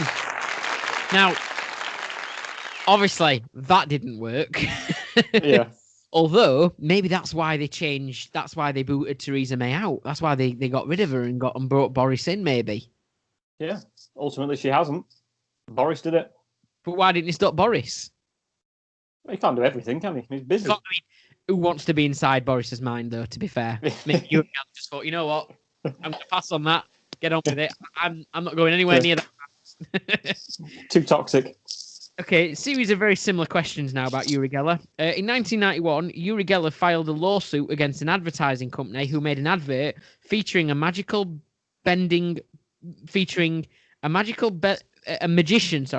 bending cutlery, but then failed when it came to stopping a clock, which was a reference to something Uri Geller claimed he could do with his mind, but then he was proved that he couldn't do it. So it was a bit of an embarrassment for him. What happened with the lawsuit? A, Uri Geller lost the lawsuit because he spoke about it on television interview, claiming he would win the lawsuit with his mind power, therefore breaking laws regarding publicly talking about a court case before it's resolved. Or B, the court case was thrown out and Uri Geller was sanctioned $149,000, $149,000. Yeah, that's correct. Sorry, for filing a frivolous lawsuit. Okay. Yeah. How many cans have you had? So obviously you've got two options, which is that he spoke about it on TV. I imagine he would talk about it on TV because he likes to go on TV and talk about things in general. I'm not going to say rubbish. That's a bit unfair to Uri Geller. It's stuff that he believes in, obviously. He believes in this nonsense. Or is it something frivolous? Well, I can't. Did the court case happen in America? I think so. Yeah, I can't imagine an American court case. Yeah, I can't imagine an American court case ever being classed as frivolous. They will go to court over absolutely anything, I think, won't they, over in America? So I think it's that. I think it's the first option that he talks about it on TV. Actually, I'm going to say that. Sorry, I locked your answer in. Yeah, no, you're right. You locked me in. I was going to say that. Sorry, I was going to say that you can TV court cases can be broadcast live on air in America, can't you? Of course. True. So that should have given it away. That was incorrect. So I'll claim a moral victory on that one. What did Uri Geller threaten? Who did Uri Geller threaten with legal action in 1999? Warner Bros. Because they created Geller merchandise, including tea towels, plates, and mugs, in reference to Ross Geller, which are friends. Or B, IKEA, because of a furniture line featuring bent legs that was called the Uri line. Ooh. Well, obviously, yeah, the Gellers were in. Monica and Ross Geller were in Friends. Characters on that. Monica obviously played a chef, although a lot of people at a restaurant went to try and eat the food, but the cutlery just sort of snapped in half, tragically. All the bent legs. Uri. Would he? I think it's plausible to take action against either of them, really. But I think that we're going to go with. I'm going to go with IKEA. The bent legs. Well done. Not actually sure what happened with that, but I can't imagine he got anything from it, to be fair. Anyway, next. American TV... Oh, no, wrong one. I've gone too far there. Start again. Who did Uri Geller sue in 2000? This is a pattern emerging here, okay? Does he just own a legal firm? Exactly. How he actually makes his money? Is this guy psychic? Or is he just... Is he a lawyer? Is he, anyway. Who did Uri Geller sue in 2000? A, Nintendo over a Pokemon character named Kadabra, who he claims was an unauthorized appropriation of his identity. The Pokemon character Kadabra has psychic abilities and carries a bent spoon. Or B, a cutlery firm who had created a bent cutlery set called the Geller range. Could it be a Pokemon character with a bent spoon? I don't know. I mean, is he that synonymous with bent cutlery that he can take legal action against if someone else got bent cutlery? I'm going to say it's the cutlery firm that did the Geller range. No, it was the Pokemon, the Nintendo, But I don't know whether it went. From what I've read, it seemed to not really go anywhere. They kind of just agreed to sort of all be peaceful about it, that kind of thing. Yeah. Anyway, number 8. So we're moving away from Uri Geller now. Number 8, American TV psychic John Edward caused controversy in 2001 for what? A, on his TV show Crossing Over with John Edward, he claimed to be in contact with John Lennon and George Harrison. There was outrage in particular because George Harrison had only just died the month before. Or B, following the 9/11 attacks, he commenced filming specials in which he would meet with relatives of victims with the intention of making contact with their loved ones. He eventually cancelled the episodes after what? Yeah. Well, both fairly. What year did you say it was in? Sorry. 2001. Okay. Sort of, yeah, which is around the time George Harrison died, I think. Obviously around the time of the 9/11 attacks. Could it be? Could he try and do a 9? Yeah, I think he could do a 9/11 thing. Surely, I'm going to say that. I'm going to say that's what he tried to do, but it was cancelled just for good taste. Yeah. Yep. He tried to do it, and it was like it's only October sort of time after, so it was quite soon after. Number 9. What happened to celebrity psychic Sally Morgan in 2014? A, she used her social media channels. She's in a lot of newspapers and stuff, Sally Morgan. Yeah, the name vaguely rings a bell. Yeah. She used her social media channels to film a video of herself predicting the winner of a reality TV show, only to find out that the winner had already been revealed the night before. Filmed a prediction. She basically completely lost track of what was going on, and I don't know whether she got it right or not. But anyway, is she like the opposite of Prue Leaf? Yeah, basically, yeah. B, according to the blogger at one of her shows, she was conducting a psychic reading on stage where she holds a photograph brought in by audience members of loved ones who had passed away, and she was passing on messages from beyond the grave from a lady in one of the photographs. Unfortunately for Sally Morgan, it turned out that the lady in the photograph was sitting in the audience. What are they both? I mean, do you believe in sort of psychics and mediums, Jimbo? I'm not really into it that much myself. No, I don't believe, but there is a very they've certainly got an art or some sort of technique for working things out, and it's what we call him, Darren Brown. He's kind of shown how it's done before, but it's very, very clever how they do it. I just think that some of them sort of do these things, and it's all just a bit kind of.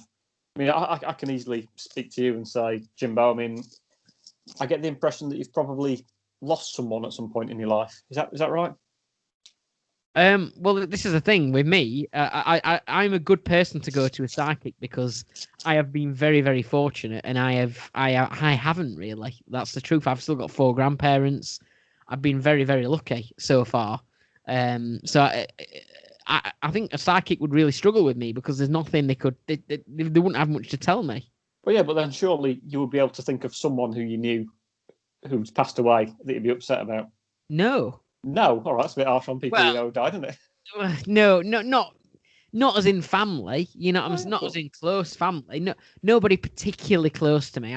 There's certainly obviously been lots of people who have sadly in my life have sadly passed on and so on, but nobody would say would want to contact me. Do you know what I'm saying? If I was a ghost, you contact your loved ones, wouldn't you? The people that you're very close to. And in my case, there isn't. I've been very lucky. I've been very fortunate. Might be a fan of the podcast who wants to get in touch. But yeah, even then they'll come out and say there's things about. I feel that there's maybe something missing a little bit in your life where it could make you just that little bit happier. And that's the things that kind of apply to everyone, surely. Sometimes they have. I do know people who are in my family, people, in my family, close people to me, sadly no longer with us. I mean, joking, who have been to see psychics and they've come back and said some really, really strange stuff that like you do think how like really very detailed as well. Very detailed stuff. Yeah. That there's no, the detail in it is the key, really. But there are ways that they do it, of course. So I would say I am a non-believer in all of that, but I do. I went to see one once, and it just walked in, and just as I was walking in, she was just closing down a laptop, which had got my Twitter feed on it and my Facebook page and all that sort of stuff, with a LinkedIn profile. But anyway, so again, getting back to the question, which was to do with whether it was she revealed the winner of a reality TV program the day after it happened, or she was talking about someone from beyond the grave who was actually sat in the audience. And I think that she would. I think she revealed the winner of a program the day after it happened.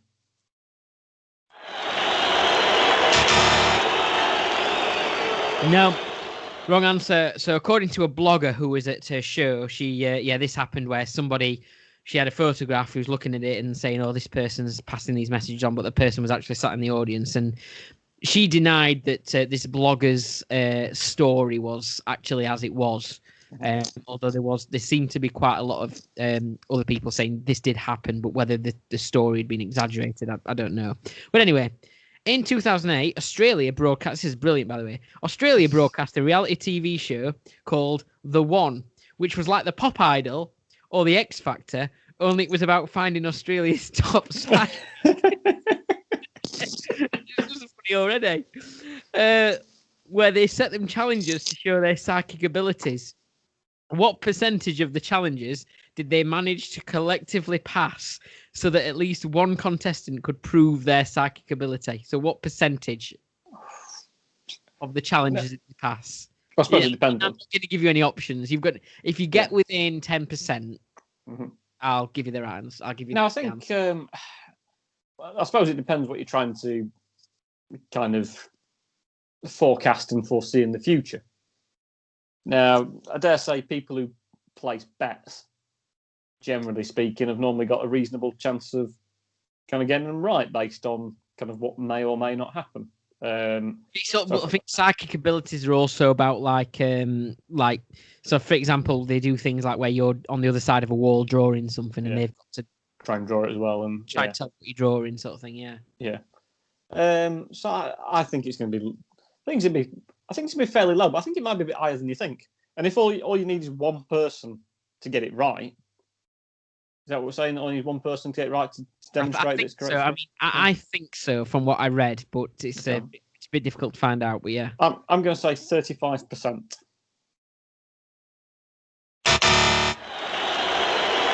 I mean, who commissioned this game show? This reality show? 6%. 6%. Probably tells you quite a lot, really. I was hoping I'm going to apply if they're doing another one, but I mean, I'm guessing they never did another one. 6%. But what apparently, when I was reading about it, it said that one of the final challenges were where they placed a helicopter. They took them all to these psychics all to a wood, like a woodland sort of thing. They put a helicopter there, and they had to try and locate the helicopter using only their minds and so on. But what they did is they basically, and I think they gave them a map as well. So they gave them the map of the woods, but they didn't show them where the helicopter was. But the helicopter was placed in the opposite diagonal corner. So basically, all they had to do was walk straight diagonally across and would have found it. So they didn't put it in an imaginative place or anything like that.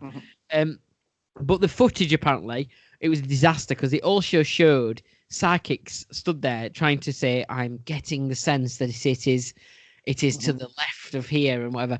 But on one of the scenes, it was the psychic was saying it's to the left of here, but it was visible on camera in the background that you could see the helicopter to the right, and they just couldn't see it. But it looks really funny, so definitely worth looking up if you're interested in that. The last two questions are about Derek Acorah, who is no longer with us anymore.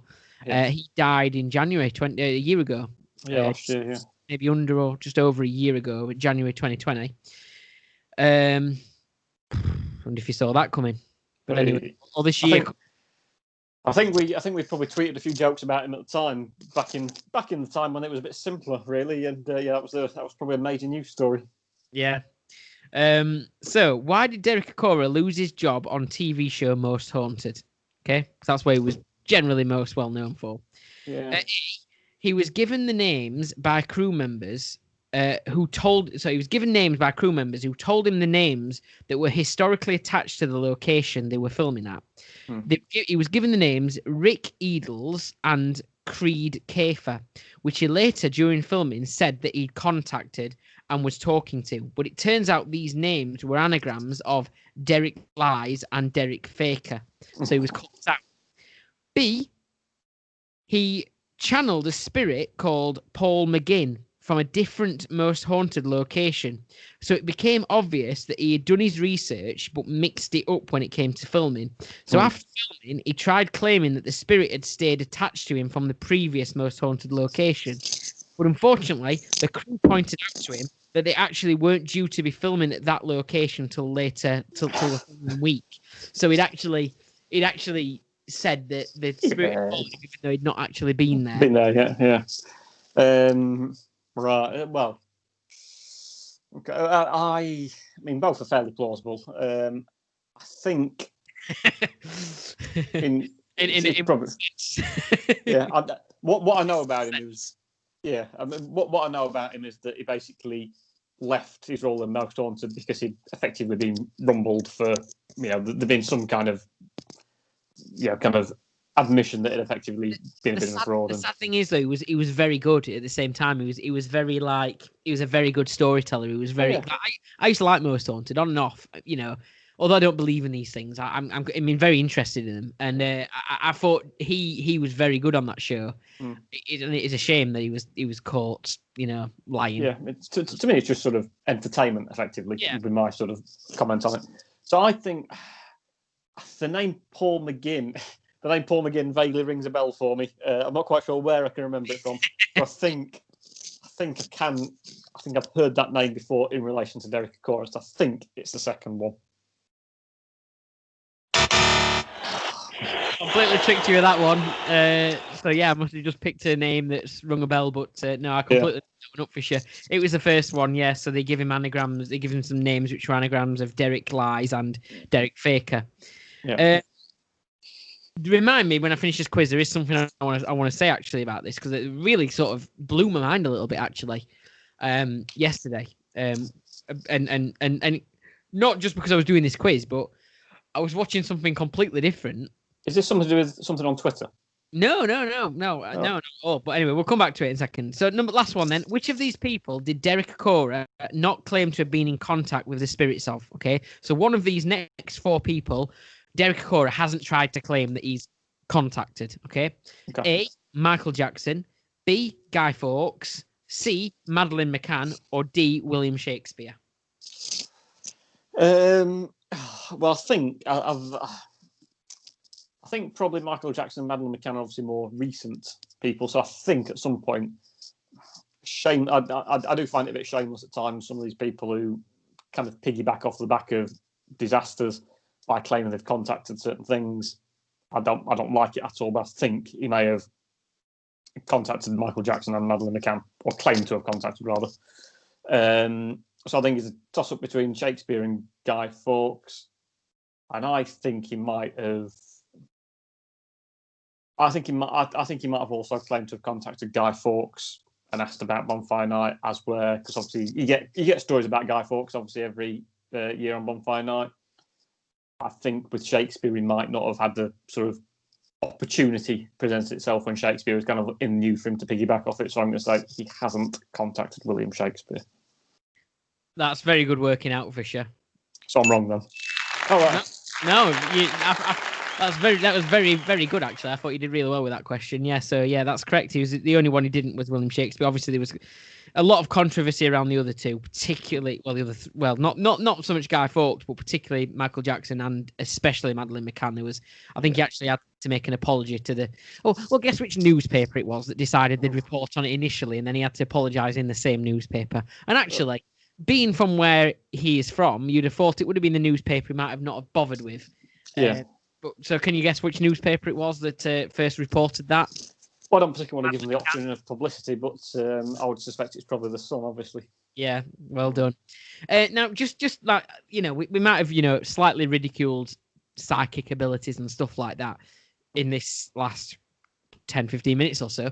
But sometimes things just come to you in a weird way, don't they? I was watching Russell Brand stand-up comedy last night from like 2013 or something, really randomly. And something he said really, really like actually made me think. He said that like, well, imagine, okay, and this is something that it came from Einstein apparently when he was asked about, do you believe in aliens or do you believe in this or whatever? And Einstein kind of said, well, look, we know about our senses, so we know that we've got the sense to smell, the sense to see, the sense to hear, the sense to touch and feel and stuff like that, and all those kind of things. And he said, well, there are lots of different levels of like light and things and sound that we can't hear, like you can't hear dog whistles and that kind of thing. He was saying, well, we only know what smells smell like because we've got the ability to smell it. But what about if we haven't got the ability to see things that are there that we just haven't got the sense? Like, and that kind of blew me away a little bit. Like, so, because I kind of had, I never write off alien life because we can't possibly know. The universe is that big that how can we possibly know? But when it comes to things like ghosts, I kind of always thought, yeah, that's ridiculous. But actually, we can never properly write it off, can we? You know what I mean? I've just sent you a link to something that's not a ghost. But what I want you to do is there's a video on that. I've sent you a WhatsApp just now because I tried something yesterday. I don't know if you want to turn the sound up on your phone. Don't worry, I'm not tricking you or anything stupid. And I want you to. It's got on it. Don't watch it yet, please. I think my friends were talking this about the not you because you're not a proper friend. But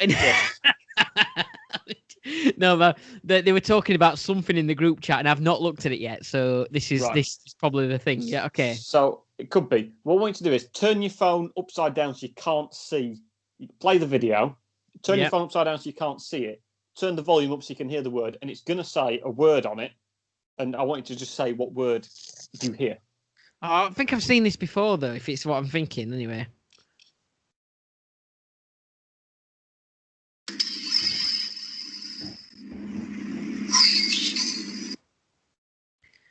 I heard. Okay, shall I stop it now? Yeah, stop it now. I heard brainstorm, but I do know what this is. This is the brainstorm and green onions thing, isn't it? Or I can't remember what the other word was. Yeah. But if you watch the video and there's two words that pop up. No, probably not green onions, is it? As I say, I can't quite remember.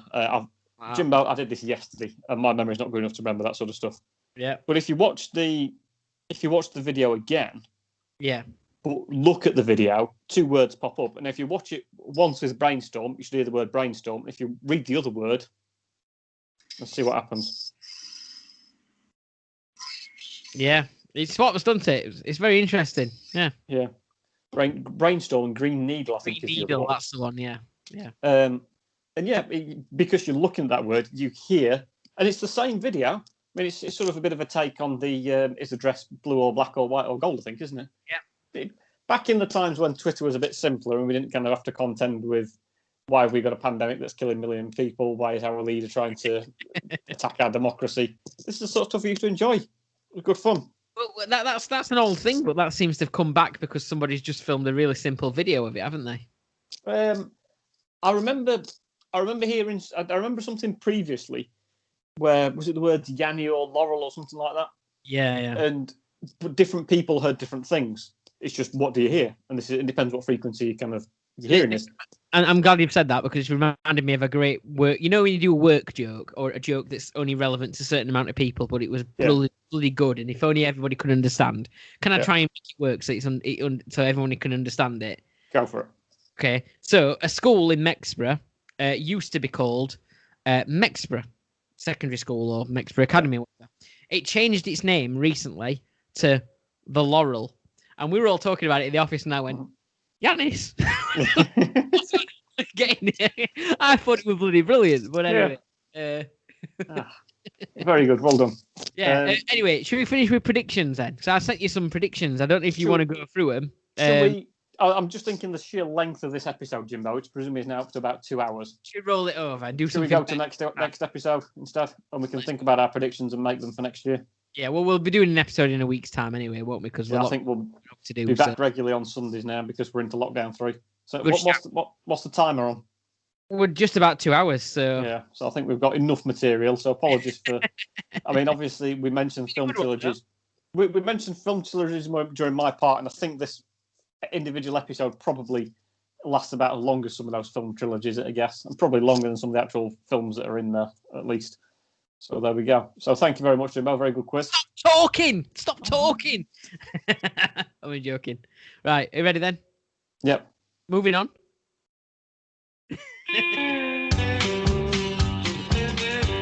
Oh, anyway, I've enjoyed today though. It's been good. I've enjoyed it so much. I managed to get through 3 beers today rather than the one.